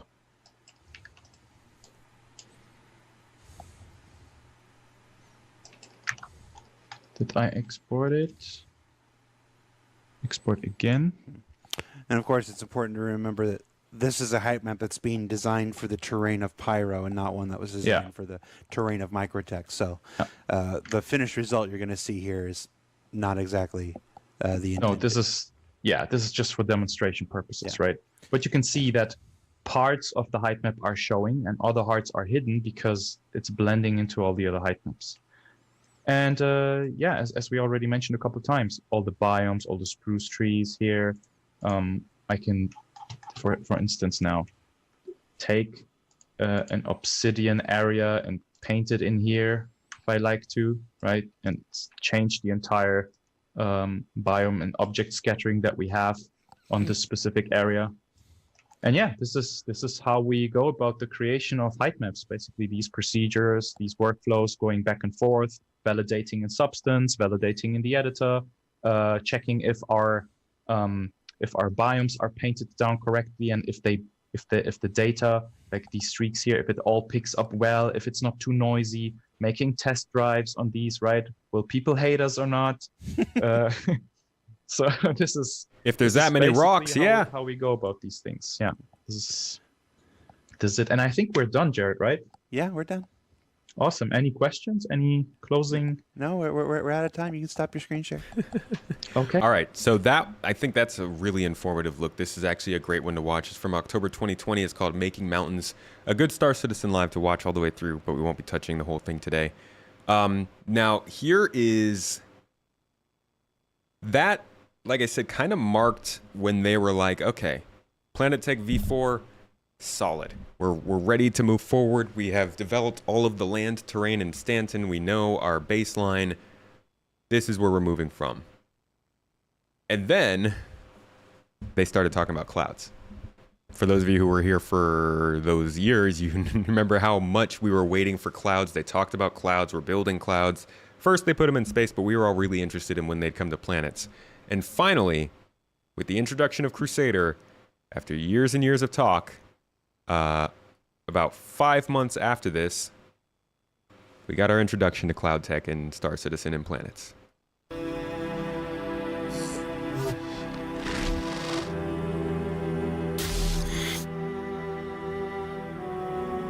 I felt goosebumps, so I don't know.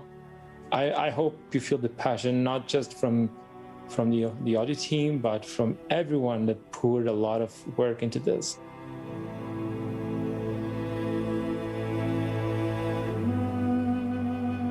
I hope music gives justice to the thousands of man hours that were put in this place.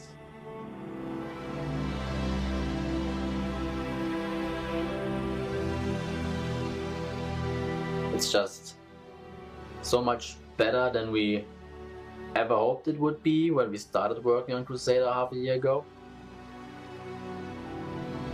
Very, very different than what you'd see. You know, there's huge vistas to look at, these beautiful sunsets to look at, but also almost too perfect a world.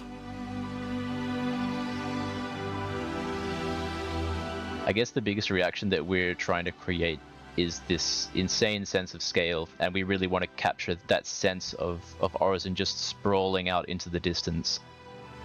I've seen our backers get excited about all kinds of tiny little details that you'd think, that doesn't really matter, but the first time I saw it for myself, it was beautiful. I'll be honest, it'll only get better from here. The things that give an environment character. So this is a lot about Orison, but ultimately it was like the clouds that were the highlight of this whole thing. Thank you so much, Repressive, for becoming a member on YouTube. It means a lot. It helps us, and it gets you some exclusive videos. Make sure to check those out on the homepage of the YouTube channel. Realistic looking clouds that are convincing for the player, or like for everybody, obviously. There's always going to be Earth, but Art Direction wanted something less Earth-like and a bit more alien, if you will, and that was one of the bigger challenges.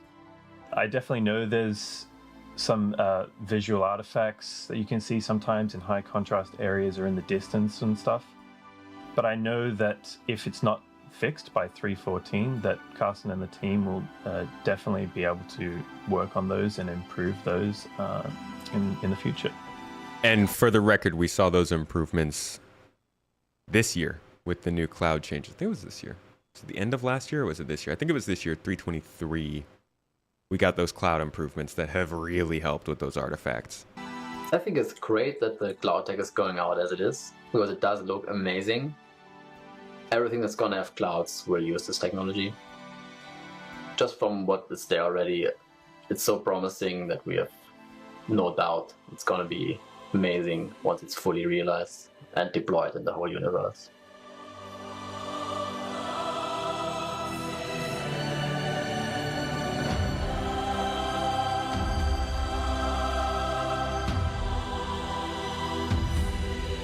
For the planet, we wanted to feel the more grandeur element of Crusader. It's a fantastic planet.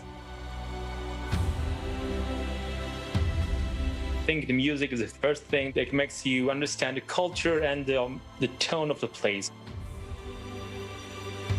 The guidance I got from Darren when you land is that you wanted to feel as if you were looking at an eternal sunset or something like that. I mean, kind of like makes you go into the most human part of you.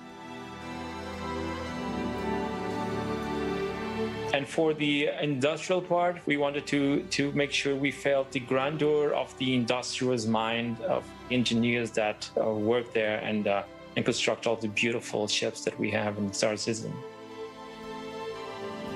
I certainly really way much more deeper than usual, even more deeper. I mean, I try to go deeper and deeper in everything I go, so hope you guys enjoy it.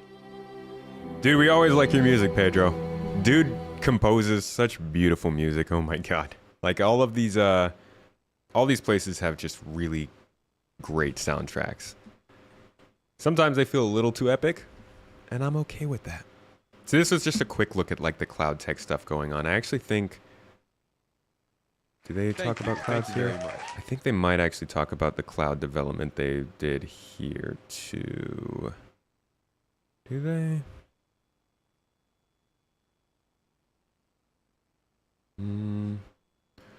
Hold on, let me see if I can. Whoops.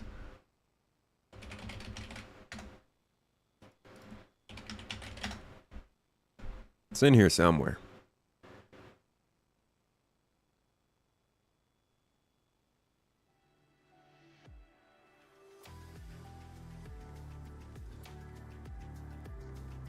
I think there was a CitizenCon show. 314, welcome to Orison. Why don't we watch a trailer, honestly? Like, it's just, I it's beautiful. You heard the music. I'm happy to just watch this just because it's great. This isn't really that important to Planet Tech, but let's watch it anyways. Isno, thank you so much for the membership. Keep that garden growing, my friend. Appreciate you.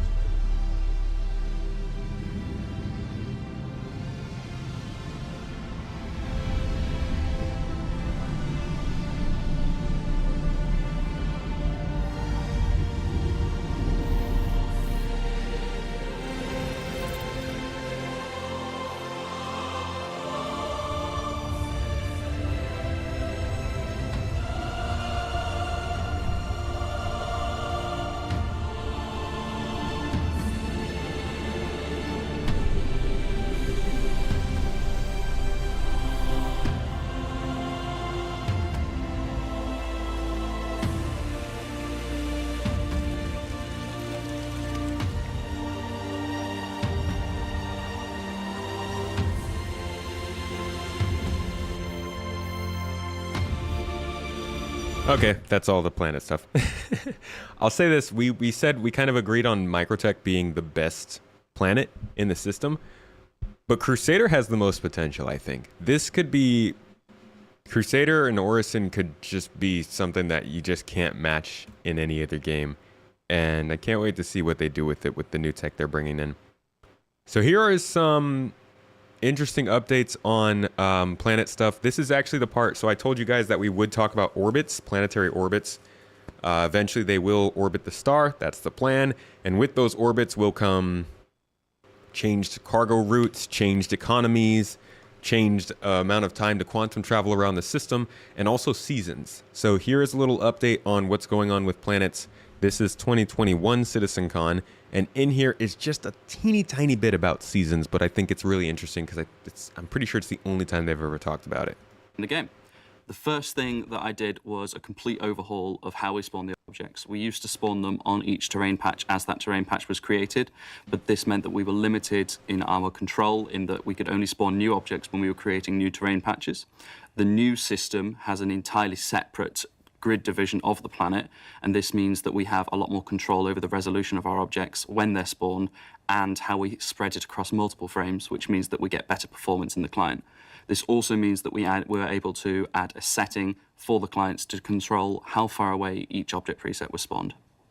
The next improvement we've started to look at is making the ecosystems react to their situation and surroundings more. For example, we can now introduce scaling biases for temperature and humidity so that certain objects, when in higher humidity, can be bigger or smaller, and the same for temperature. Guess that'd be good for plants. A new system is designed for animal like and jungle, entity spawning. If you have a jungle biome and it's growing in a drier place, maybe it's not growing as large plants. I don't think I even considered that when they showed this before. Using tokens, which means that we can specialize our object presets better for different planets. For example, we have something similar for rocks. That means if you put a rock on a snowy planet, it goes snowy, and if you put it on a sandy planet, it looks sandy. Now we can do something similar for animals. We can specify a small herbivore, for example, and in the snow, this might spawn some sort of Arctic rabbit, and in the jungle, this might spawn something completely different. We've also begun to experiment with a new foliage shader that takes into account the health of the plant based on its surroundings again, and the current season of the planet, though what you're seeing on the screen is far from final. In the same vein as that, we've been working towards having... That is literally all we've ever heard about seasons. So there you go. If you wanted some information on that, that's all we know. But being the river guy, he will get into rivers here, but we're going to go further on that in a little bit. I haven't seen the server meshing video on Ashes of Creation, but working on getting somebody on the podcast to talk about that. I'm going to do a little review, and I think I might actually reach out to one of the SC server meshing devs and see if they've got anything to say on that to include there. But hopefully, not confirmed yet, should have a talk about server meshing in various games, specifically Star Citizen and Ashes of Creation, in next week's podcast. So stay tuned. I'll let you guys know next stream if that's going on. Having more dynamically placed biomes around natural areas, we've created dressing object presets that are automatically placed around coasts, and of course my favorite thing to work on, rivers. In the most recent couple months, I've been doing more work on the rivers to prepare them to be closer to what we would consider shippable so that we can get them out to the players. This has included finer control of both the shape of our rivers as they flow from springs to larger rivers, but also the objects that spawn around our rivers, so we have control over what spawns in the water, what is spawning on the banks of the river, and what is spawning further away and blending it into the biome that it flows through. The other thing that we've added as well is a wet edge around rocks, both in the sea and in rivers, which reflects the fact that they were probably wet from the river, and so they look a lot more shiny.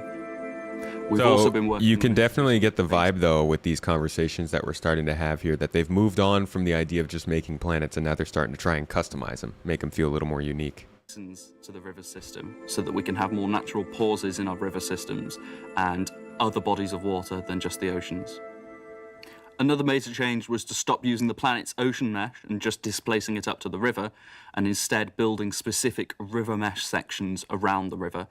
This means that we can have far more control over the shape of the water, and we can use our own specific river material and shader, meaning that we can specify colours, flow, and other properties of the river water separately to the ocean of that planet. Rivers aren't done yet, but they're closer to being used in production than ever before.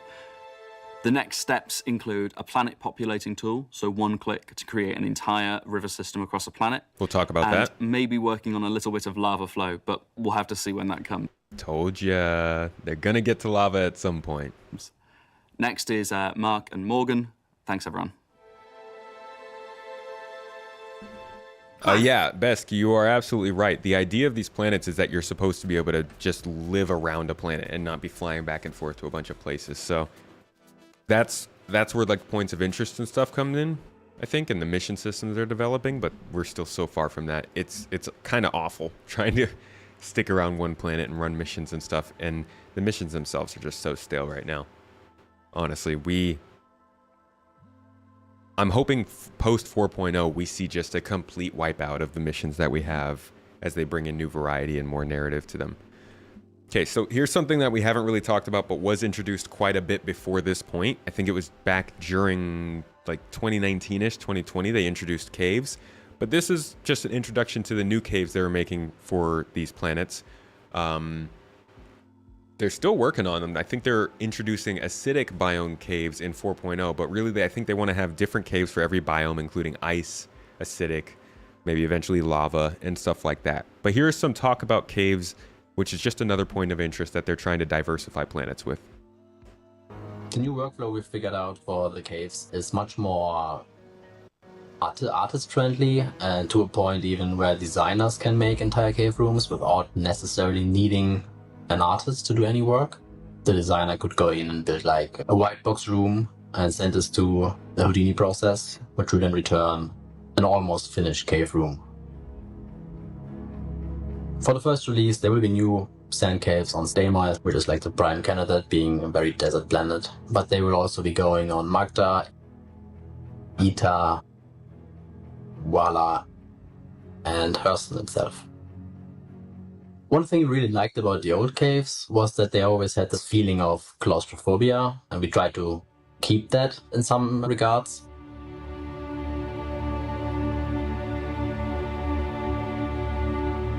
Another thing that was always a concern with the old ones was that it was very bumpy to walk through them. So one thing we definitely improved on is walking through them and traversing the space is much smoother and feels nicer in general. Also, we added a lot more natural light sources, so you will have much more cinematic experiences going through them. I actually hate this. This is one of my least favorite parts of these cave systems, is they just threw artificial lights into them when it feels like it should just be natural openings up to the surface, but you look up and there's nothing there. You walk around on the surface and I don't think you'll find these holes that are leading lights down in there, and I don't like that. I wish that they would change that. For the first release, there will be no missions, but this hopefully very soon will be remedied shortly. And also for the first release, the caves will be walkable on foot only, like no vehicle entrances, no ship entrances, but the workflow flexible enough to accommodate those once we get to those. Like this first release is mostly about showing the community the visual we've developed for this archetype. Additional archetypes that are like we are scheduled to work on in the next 1 year. It's going to be the rock archetype, which will replace the existing caves. Yeah, I don't think we've even gotten that. Granted, he said they were scheduled to work on them in the next year, so they might have started work on them in 2023, but they're not quite done yet. We did see a lot of that talk in the monthly reports, though, about new cave types last year. Then we also have the acidic archetype, which will fit into Ariel and less parts of Stanton, where like those bubbling acid pools, salt. So that's what we're getting in 4.0. Then there's also the ice archetype, which will be great for Microtech and its moons, for example. Can't wait for ice. And then hopefully we do get ice mining in this game, because that would be cool to be able to go down into caves and do some of that stuff. The old pick up the water, remember the can't, all that jazz. Last one that's actually scheduled is the overgrown one, which will also work well with Microtech in the forest. Oh, and, I forgot about that. We've actually seen, I think, maybe one look at overgrown caves. I think I might have a footage of that. Did I spell that wrong? Underground? Let's try this.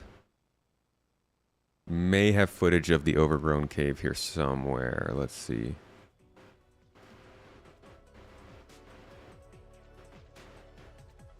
Yeah, it'd be right around here. I hate the way that my NAS loads. It's so jarring. Yeah, here we go.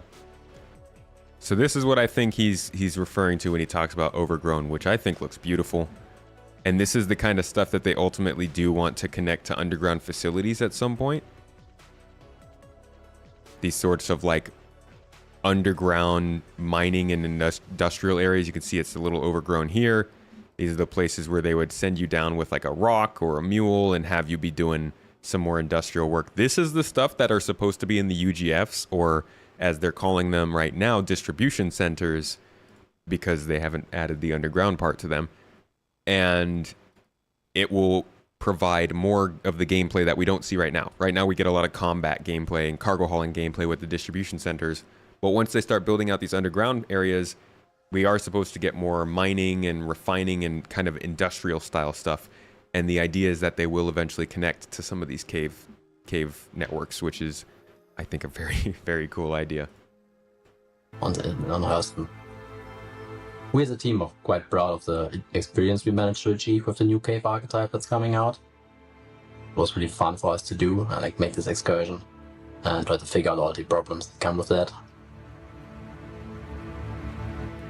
We're looking forward to building all the other archetypes as well. The established workflow now, which should go much faster and hopefully result in some really cool looking new places the player can experience. Alpha 318 is slated to bring with it a number of new aspects. Thank you, Jared. Yeah, there are elevators that are supposed to go down into those underground facilities. You actually see that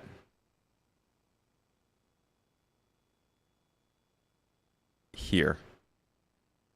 These elevators, but they just don't function yet to actually take you down there. You can only get to the entrance room where you can see the top of them.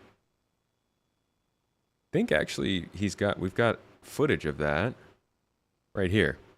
So this is the distribution center we have right now. You might recognize this room. I don't know if he looks over to the side. But this is the room where everything is kind of centralized in distribution centers you eventually get to. There are elevators on the end here that you are supposed to be able to take down. And look at how long this ride is going all the way down. Like, these places are going to be massive. If that's the ground level that they just left, he's about to look down here in a second. You see how far underground you're actually going.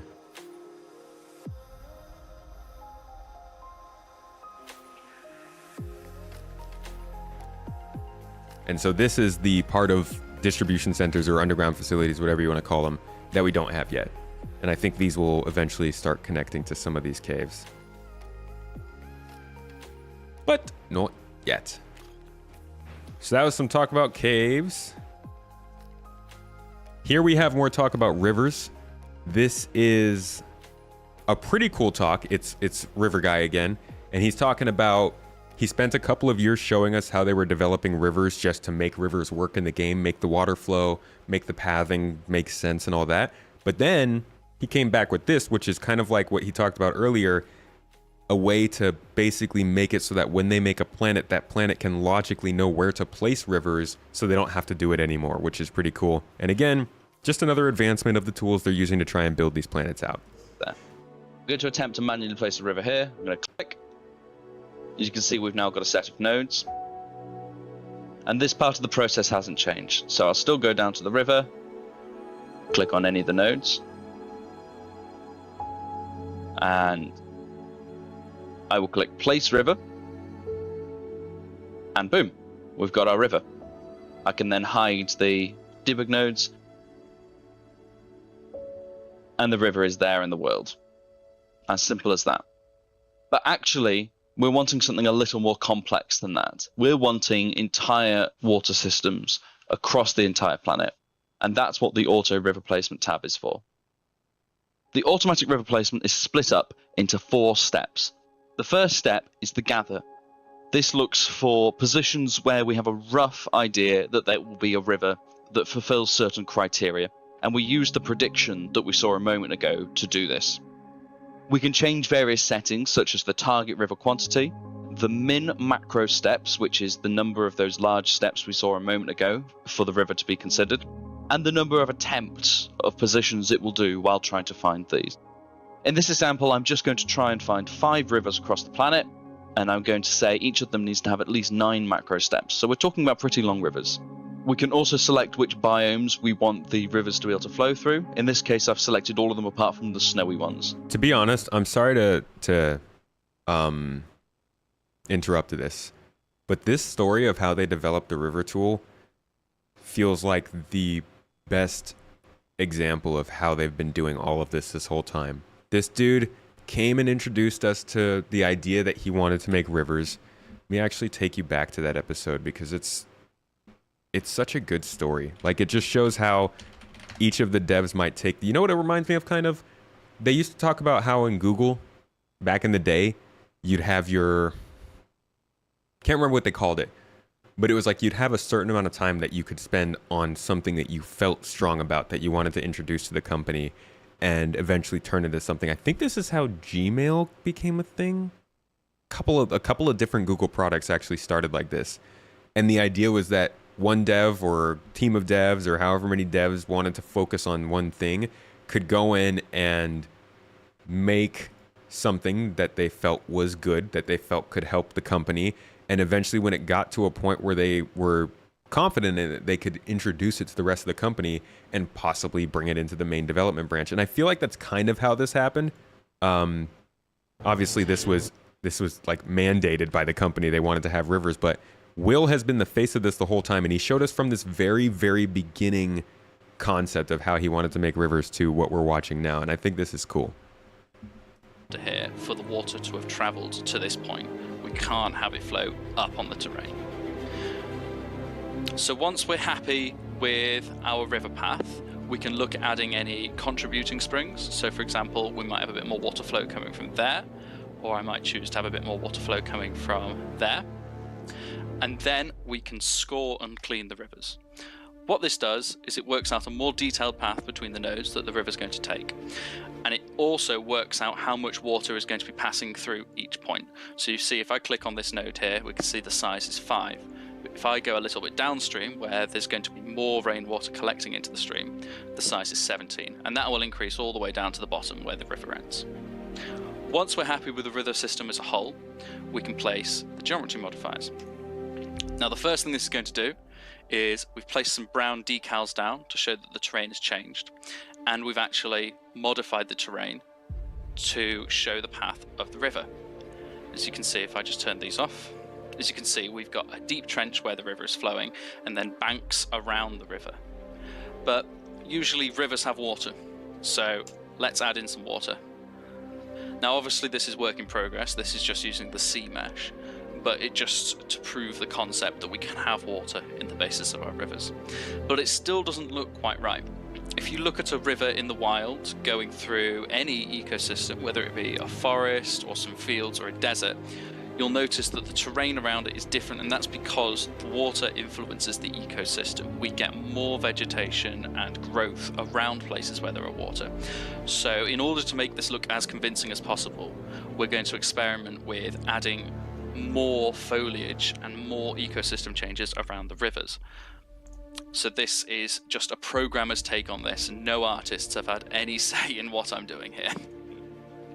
So by borrowing a slightly more lush preset from a different planet, we can see that we can create this really effective look around the rivers with far more trees and ground cover, just to really sell the idea that this is a river that has been here for thousands of years and is flowing through the hills of Microtech. So now that we've added in this ecosystem around the river, it really sells and looks like a river flowing through the hills of Microtech. This looks, and then he does all this, and then we get a little preview of what it looks like in engine, not a finished product. And these are all engineer art choices rather than artist art choices. I can imagine someone screaming at me for the fact that we've got some beautiful kind of tropical trees here versus some snowy pines in the backdrop.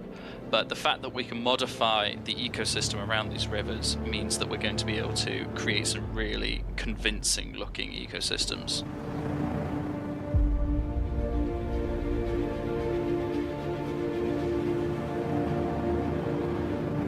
So this was the first look we got at rivers. This was in 2021. But then, you know, he built it and he kept working on it and he iterated on it until the point where it could just do it for him planet-wide, which I freaking sick. So when I'm happy with my settings, I will click Gather River Proposals, and the computer will take a moment over finding some river proposals for us. As this is happening, you can see red circles appearing on the planet. They are all of the proposal positions that fulfill the criteria we've put so far, so they're in the correct biome, and they have the correct number of macro steps or more. It's told me that it's found 25 potential river positions, which is awesome. So the next step is to filter them. Currently, what filtering does is it makes sure that the river isn't going to flow through an outpost. It checks that the river is valid and that the water is actually flowing along the line that the prediction thought it would. And it checks that it's another minimum length. In this case, it's 40 node steps. So I'll click filter and we'll wait for the computer to do that for me. During this process, we can see that some of the red circles will start to disappear as they're discarded if they've not met the filter criteria. Right, in the end, it's actually only found 4 valid river positions, which is fine because I put in some pretty stringent criteria. So at this point, I'm going to click Create Rivers. This is going to actually place the rivers into the world, and we know that they're already going to match a certain length and other criteria that we've put in. Now that we've got 4 new created rivers, the next step will be to commit all of them.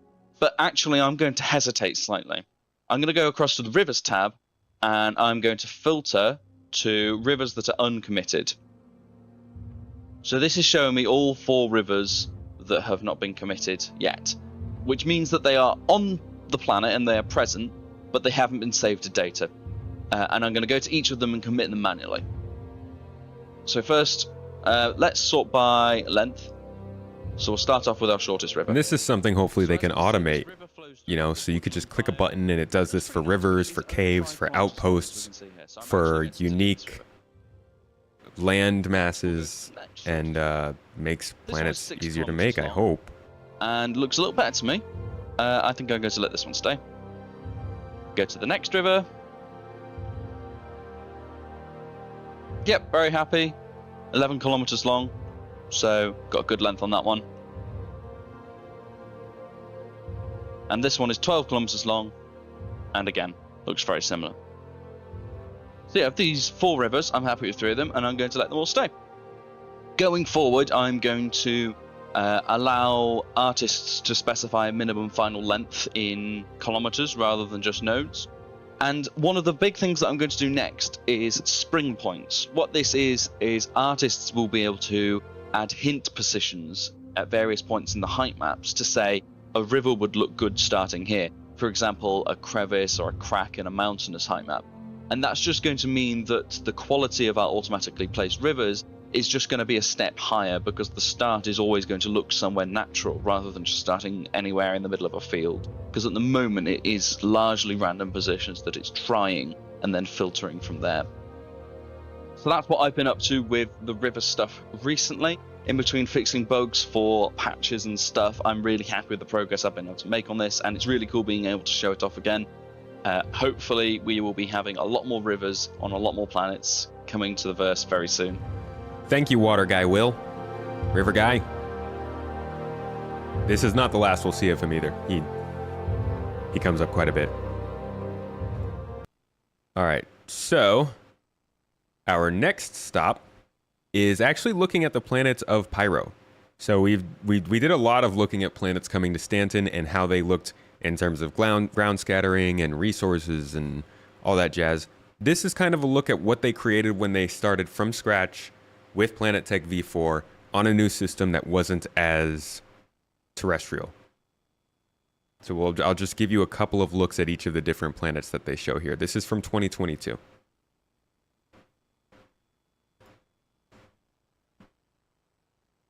Look a bit nicer.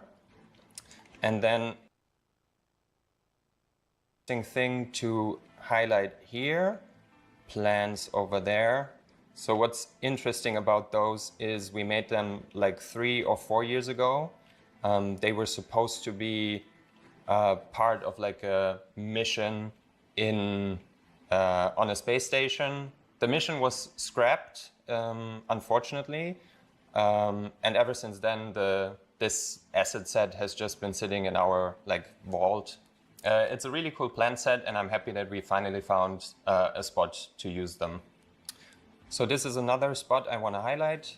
It's also important for us that we do add something memorable to each planet. In the case of Pyro 1, it's this spiky rock set that looks really intimidating. We tried to push the scale of the assets for the Pyro system.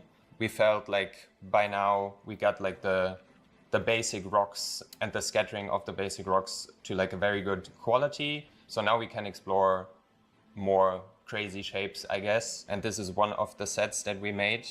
It's not done yet. It still needs a polish pass.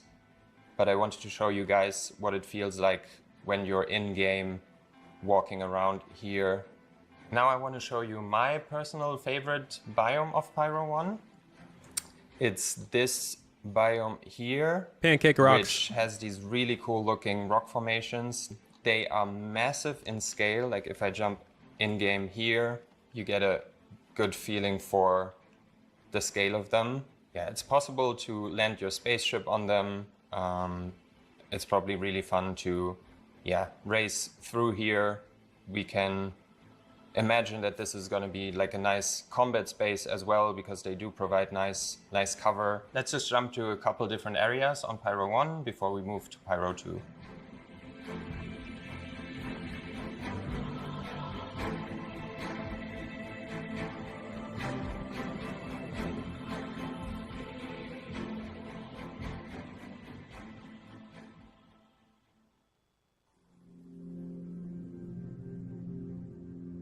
So now we're on Pyro 2. In comparison to Pyro 1, you can immediately see the planet is like way more colorful. There's more variation in the use and values of the colors. We have like browns and like bone white spots, some red, and it's all contrasted by like a blue clear ocean. So Pyro 2 doesn't have volumetric clouds yet, but they will be there at release. So now I jump to one of the biomes of Pyro 2. What I want to highlight here is the improvements that we made to how assets spawn on the side of mountains. That was something that was always quite challenging for us to do, to have some natural transition from the terrain to the geometry, and then also have like the rocks form in a natural way. Now we can make nicer rock formations. It's not quite there yet. There are still improvements planned for it, but I think in comparison to what we had before, this is a big step forward. Also, what you might see is the drawing distance. It's got like Southwest vibes, yeah? Greatly improved. So everything you see here in the distance is actual geometry. So if we were to fly all the way over there, you will see that this is, like cliff formations. And I think it looks really cool, like the silhouette of the terrain. Yeah, let's fly through the canyons. Yeah, I would do this in a spaceship, but I'm horrible at flying, so I'm just going to use the camera in Editor. Cheater. So now I jumped ahead to a really cool biome on Pyro 2. It's simple, but I think sometimes less is more. In this case, what sets this biome apart from the rest of the planet is that we added these calcified trees, and they spawn in very dense clusters. So you almost get like little forests of them. So it's all right. Here's some Pyro 3, which we've seen the most of, I think.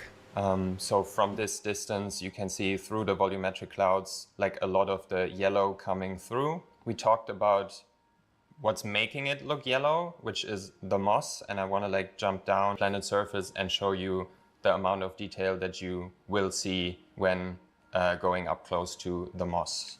So we're down at the surface now. I'm just going to jump in game. A lot of time and effort was spent on making the moss look just right. So like the right level of fluffiness and density. Fluff. It looks really nice when it like covers these rocks.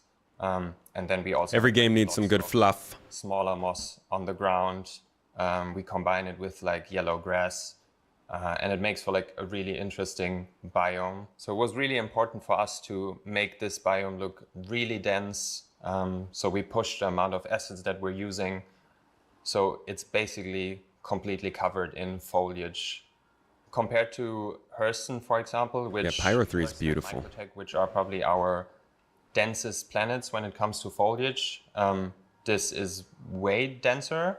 The good thing is that we don't have any trees here, so all the budget we can use on ground cover, on grass. Now we jump to a Pyro coast biome. The improvements we got to the coast biomes is that we can now use a OPR override for every single biome. Previously, we could only use one global override per planet, which, as you can imagine, is not enough when you have something like Stanton 4, where you have snowy regions and the spruce tree regions. And one object preset just can't cover every coast. We added these coral, coral geology set to have some of the yellow also along the coast. So you see here, we always have like a little bit of just to remind yellow. you, we're yellow out here. All right, Pyro 4, things get a little interesting. Yeah, just full disclosure, you can probably tell that the clouds here are not done yet. They do look a bit busted, but yeah, they will look amazing once the planet comes out. So let's focus on the terrain shapes. We created some of these terrain shapes special for Pyro 4 because it's loosely inspired by like Scottish Highlands. So there's not a lot of like verticality, not a lot of trees. So everything is kind of coming from the terrain and from the smaller acids that we scatter on the terrain geometry. So jumping in game, and then you can see the amount I really like the vibes of this planet. On display, the variation in color, but it's all grounded by like the color of the soil. And it just looks like we have multiple new vegetation sets on display here. So first of all, we have this bush set here, which is called, I think it's called a fire stalk, which, yeah, it's kind of like a modified version of the real world thing. They add like a little bit of color to the area and make things pop. Then Mohammed, can you please explain what you're talking about in YouTube so I don't think you're just spamming the word ultras over and over? Thank you. We have these ones here. I forgot the name of the asset set. Yeah, they also look quite saturated and interesting. We also try to improve the quality of our tree sets. If you compare like the trees that we have on Orison to like the red grass, and it kind of feathers out. Yeah, it feels very organic and natural. Let's jump to the most experimental biome that we've made so far. So for this biome here, the concept art team gave us this is Pyro 3. Some really interesting concept art, because this is easily some of the biggest rock formations that we have in the game so far. Actually, let me try to fly a ship so you can see the Said he's bad at flying, so hold on. So they're massive in scale, and what was the hardest part? There's going to be racetracks, no doubt, on this planet going through these arches. Right, is that they're supposed to look really good from a distance, because you would expect something this big, to be visible almost from space. But then the tricky thing is also to make them look good when you're standing up close to them. Let me jump in game so you see how big these rocks actually are. So they are massive in scale. You can probably land your spaceship on them and walk on them, and they make you feel like really small. But I think it's a really good visual that you have these like dark gray rocks against the crimson of the soil and the grass. So here's a little happy accident where we have the volumetric clouds covering the terrain.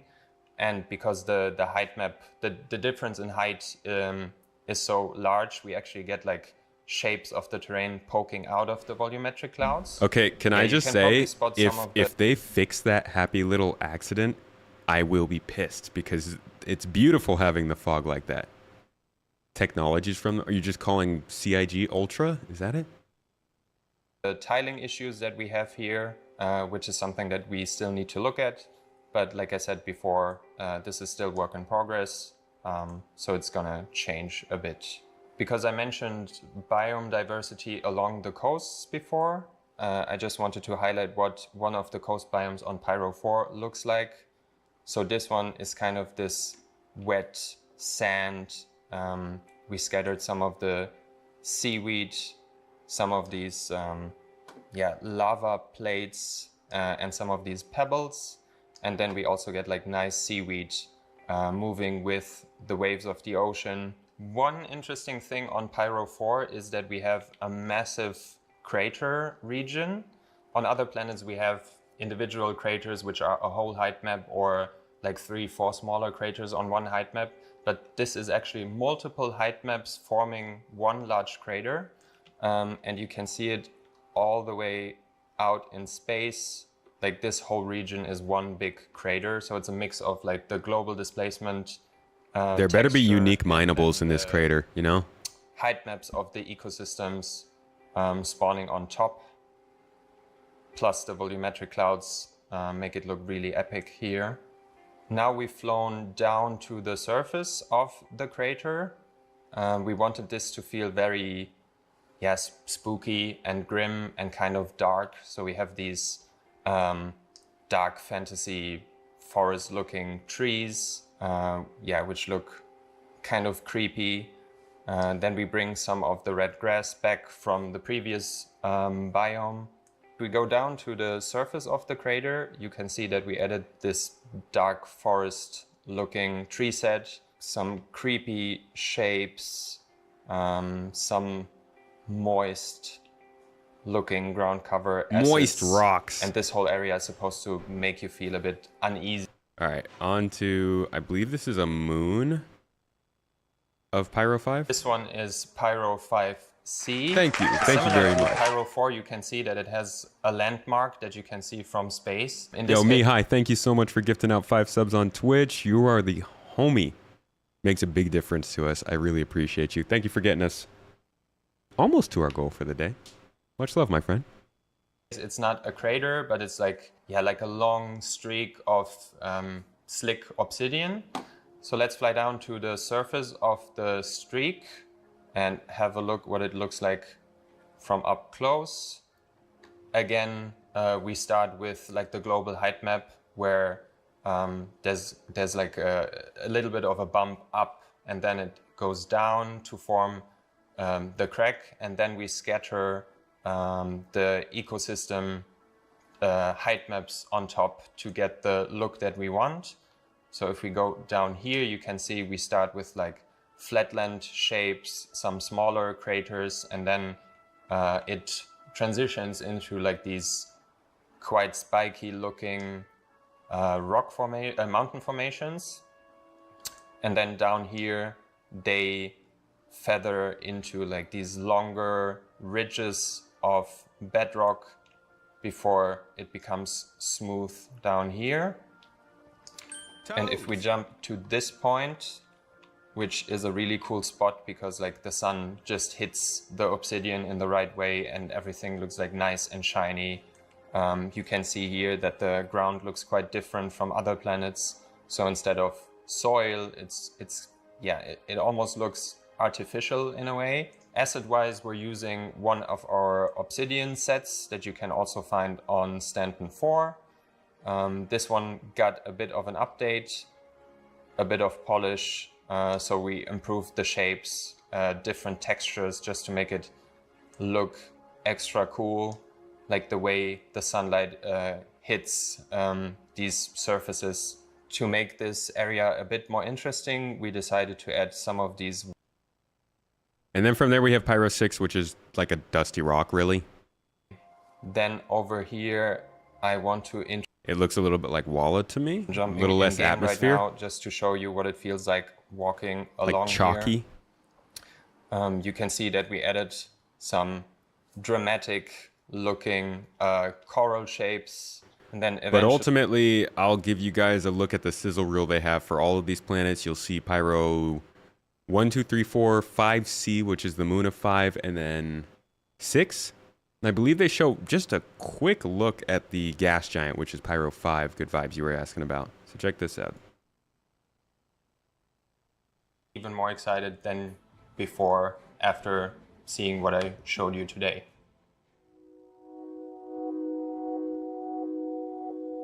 So this is Pyro 1.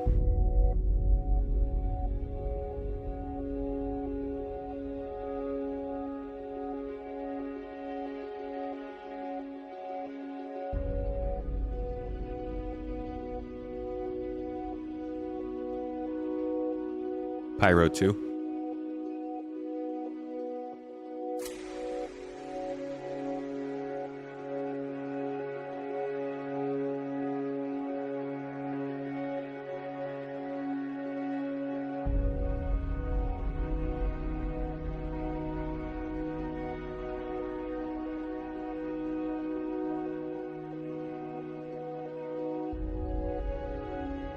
Pyro 3.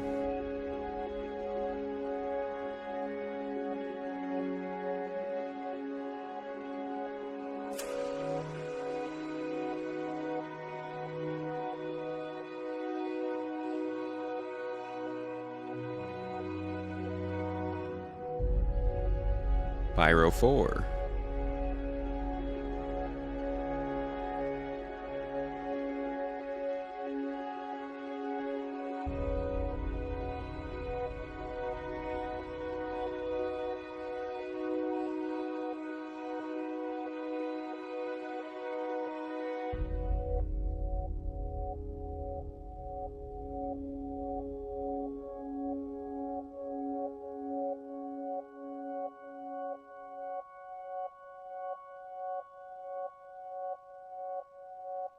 Pose.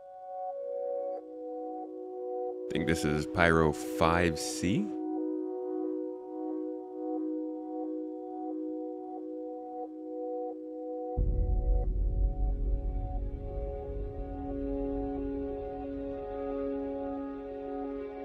And Pyro 6.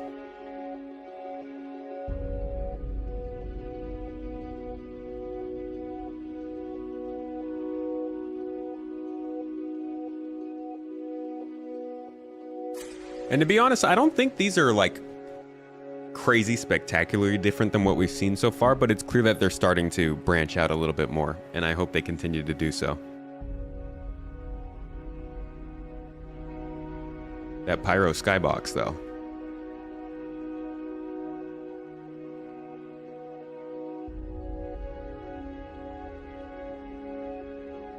Pose.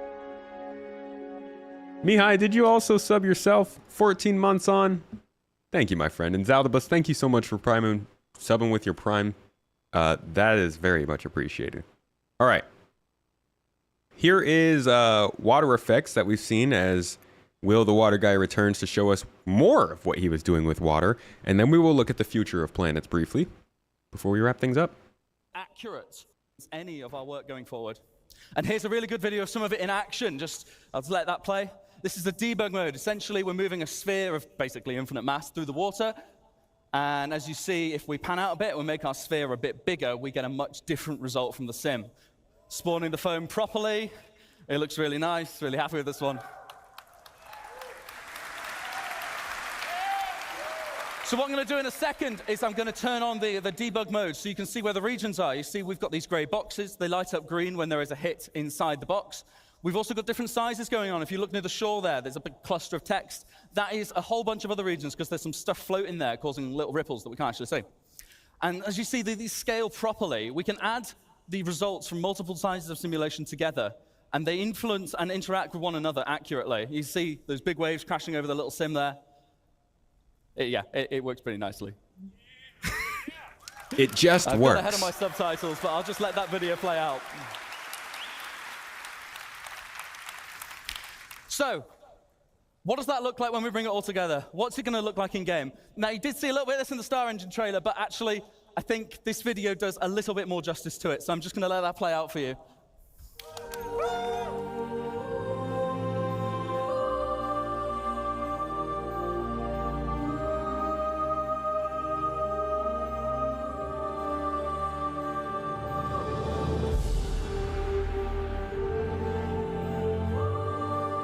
Forward in a second, you're going to see the wake start to happen behind us there. And from the cockpit perspective, water droplets on the glass thrown up from the water sim. This is what I'm talking about using multi-output.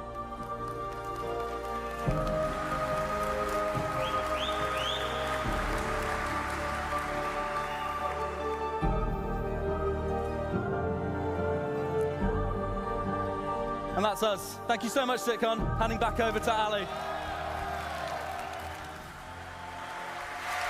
Okay, so from here, water's looking good, of course. There's a lot of stuff they talk about here. Dynamic range. This is an engine demo, so it's not just about Planetech. They talk about dynamic range, temporal upscaling, which they have included into the game at this point. A lot of the stuff they've talked about at CitizenCon last year is already in the game, which is better than they usually do. Now here's the talk. This is kind of the wrap up overall of this whole talk.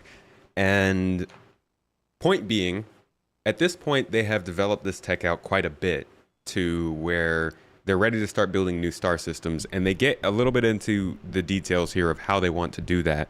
Because obviously they don't want to do the same thing they've been doing over these last couple of hours of what we've been watching to build systems. They want to be able to have planets kind of do this on their own more quickly.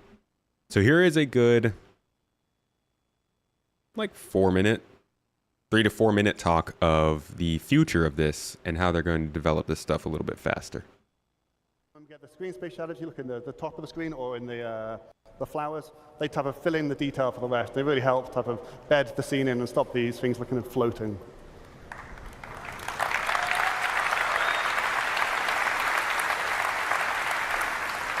Next up, just want to talk about planets for a little bit. It's something I get asked about a lot of what's happening next with planets. So we've got quite a lot of R&D in progress. First thing, we've got 2 new pieces of tech being started recently. First is virtual terrain texturing. It's quite a technical detail, but what this means for you is we're hopefully going to get much less popping or no popping at all. And we're going to achieve this by moving all the calculations to the GPU. And somebody was talking about that towards the beginning of this stream, that pop-in was something that they did not like. I don't like it either. It happens a lot. So moving this stuff to GPU hopefully does take care of that. We're using the same type of patch-based system that Will talked about in his water presentation, and it should give you major CPU savings as well. So we're quite looking forward to getting this in. Another benefit is that it's going to give us the ability to add more complicated logic on, so we can type of do more diverse and interesting terrain, like things like, we don't have beaches at the moment. We'll be able to achieve that. And there's other similar things where, based on the local conditions, we're able to do more advanced decision-making. Next thing we want to look at, which is probably the thing we asked about the most, is our scattering system, which is what we're responsible for putting all the trees and the rocks down in the world.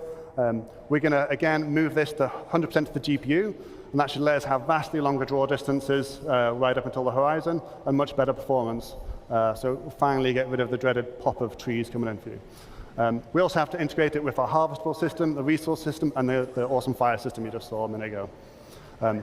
Another point is it's going to be a hierarchical based Far Cry system. 2 fires. What that means is we'll be able to use nearby vegetation or rocks to influence what other vegetation and rocks can grow or will show up. And this lets us produce much more complicated rule sets, so we can do things like have a tree that maybe underneath it doesn't have any grass, or maybe certain trees come together in clumps, and we'll get a much more natural distribution of vegetation. And final thing we want for planets is we want to be able to build them much easier, much faster, and we want to make sure they are truly unique. At the moment, our planets are unique. However, they are built from type of tile sets, like pre-built things that get mixed and matched together and blended in complicated ways so that you don't see the repetition. But it's not truly unique, not in the same way that the Grand Canyon might be, or the River Nile, or Mount Everest. And that's what we want. So to get that, we need to replicate the complicated natural processes on Earth, like geology, climate, erosion, and these things aren't trivial. So we've got 3 options. We've got offline tools, Houdini, Terragen, things like this.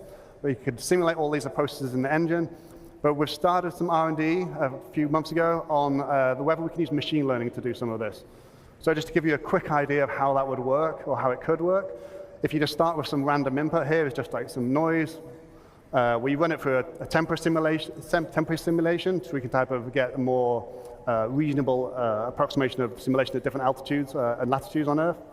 And then he skips over this stuff so fast, but I think it's interesting that this temperature simulation will take into account the distance from the star and the planet's freaking inclination. So like if you're tipped on your side like Earth, develops differently than if a planet just has a flat spin, which I think is really cool. Different altitudes and latitudes on Earth. And then what we do is we categorize all this into different biomes. So based on the temperature and moisture, you'd find out what is a desert, what is a forest. And this part is crucial. So this is the input for our machine learning algorithm. We could come up with this image any other way. You could hand paint it as an artist, or we could just randomize the noise to get a different set of images. And then what we do is we take the large data sets we already have from Earth, from Mars, and from the Moon, and we train it on exactly the same distribution, so biomes, so forests, grasslands, and things like this. And by training I feel like now that they've discovered so many more exoplanets because of the James Webb scope, I'm wondering if they can use more than just Earth, Moon, and Mars to train this machine learning stuff, because we're starting to be able to see a lot more planetary surfaces in our own galaxy now. The type of data we get in reality, we can take this and then push just that, and then we can get these lovely height maps out of it that tell us a really realistic distribution. You can see here, this is a height map, so the black areas are low. Can we not see any surfaces? And valleys. And Dang. This had 0 art input aside from this image, which is a very nice result. It's early days. This is based on something called a custom diffusion neural network. It's, like I said, it's pre-trained on Earth data, and it's been built up in patches so that it just doesn't become too expensive to build. And the little circular patches get like added together, and to avoid any seams in the image. And then just to help you visualize it, I've just put some colorization on it to show you where like snow and beaches might be, and just wrapped it around a planet to give you a better sense so it doesn't look quite so abstract. Yeah, but this is very early days, this stuff, but we're hopeful this will be helping the future of how we build planets quickly and efficiently. Thank you. It's pretty cool stuff. I do hope that we could at least use information from planets in our system, like, I don't know, ones that aren't super cloudy, but perhaps not. Either way, it's cool that they can start to use real-life data to influence how these things are formed and build some more believable and interesting and unique planets. But that's, it's very short what they talked about here on the future of planets. I think they'll get it more into this in CitizenCon this year, and Planetech V5 is supposed to be something that they're covering more towards the end of the year and leading up to Alpha 4.0, or I think actually after Alpha 4.0. So we'll see more of that later. But that about wraps everything I had planned to talk to you guys about with planets. We went well into our time today. I've done enough talking throughout this whole thing, so I'm not going to leave you with any sort of summary, but I hope you got some new information from this, learned something about how these planets are made. Maybe that can, you can spread the news. Let folks know when they ask about these planet stuff. This is the whole story they went through. It's a long freaking process from all the way back here with like the God, going through all that and then looking at this moon surface is very funny. But yeah, I think it's a really interesting look. This is, I think, one of the most consistently improving parts of Star Citizen. Arguably one of the best things they do is build planets. I think ships obviously is very good. They do a good job with that. But planets are not the focus of the game, yet they have done an amazing job of improving them, I think. There's still plenty of problems with like tiling and repetition. We don't have dynamic weather. We don't have dynamic clouds. If we go to Life in the Verse from 2021, you will see kind of their goal for the clouds and the weather system, which is beautiful, but they don't quite have that yet. Ultimately, I think this is where they want to be. Talking about the planet. And I hope they get there soon. But there's still plenty of things they got to work on to get these planets up to truly, you know, the masterful look I think they're looking for. But I think they are, if not leading the industry, they're up there. You know, top 3 different developers and publishers who are working on various planets in their games. This is definitely helping to set the bar, and I can't wait to see what they do now that they've got more developers in here, and they're building more tools to actually build systems rather than just the tech that's building the planets. Here's a quick look at what I think is their kind of goal for clouds and weather, at least. Well, very cold. As you can see, some of those lightning strikes in the clouds, but yeah, very, very pretty looking. So this is the first time we're actually seeing clouds above a terrestrial planet. You know, we went through quite a few iterations of forms. What we ultimately ended upon was something that felt quite dramatic, still believable in terms of how the wind would have shaped them. But yeah, like it's showcasing a lot of the more recent tech that came online. Also, what we're seeing here is like some kind of distant thunder strikes.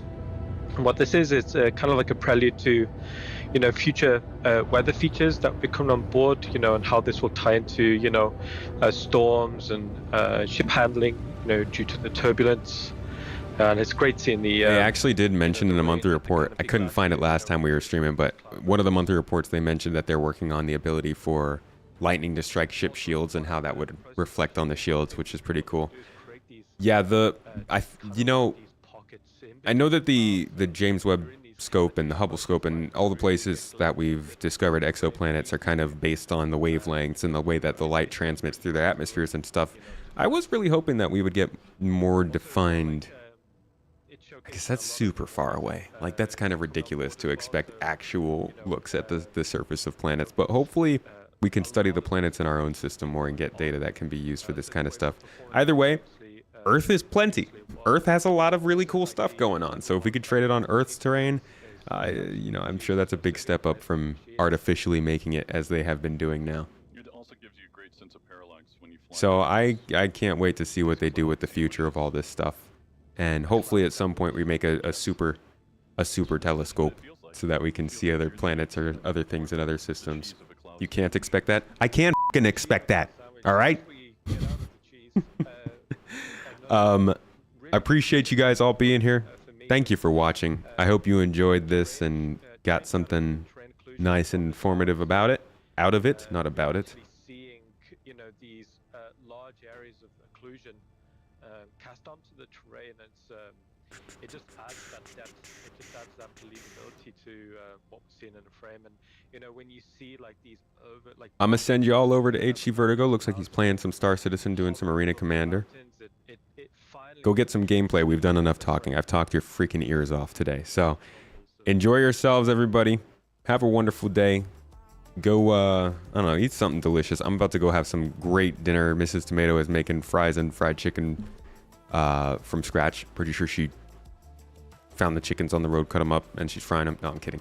She is frying the chicken, though, and it's always delicious. So I'm going to go eat that and have myself a good old time. I'll see you all on Wednesday. Should be doing some gameplay, possibly 0 to Hero. So if you want to check that out, I'll be starting on my second account. Again, thank you for being here. Hope you had a wonderful time. And I'll see you in the next one. Bye-bye.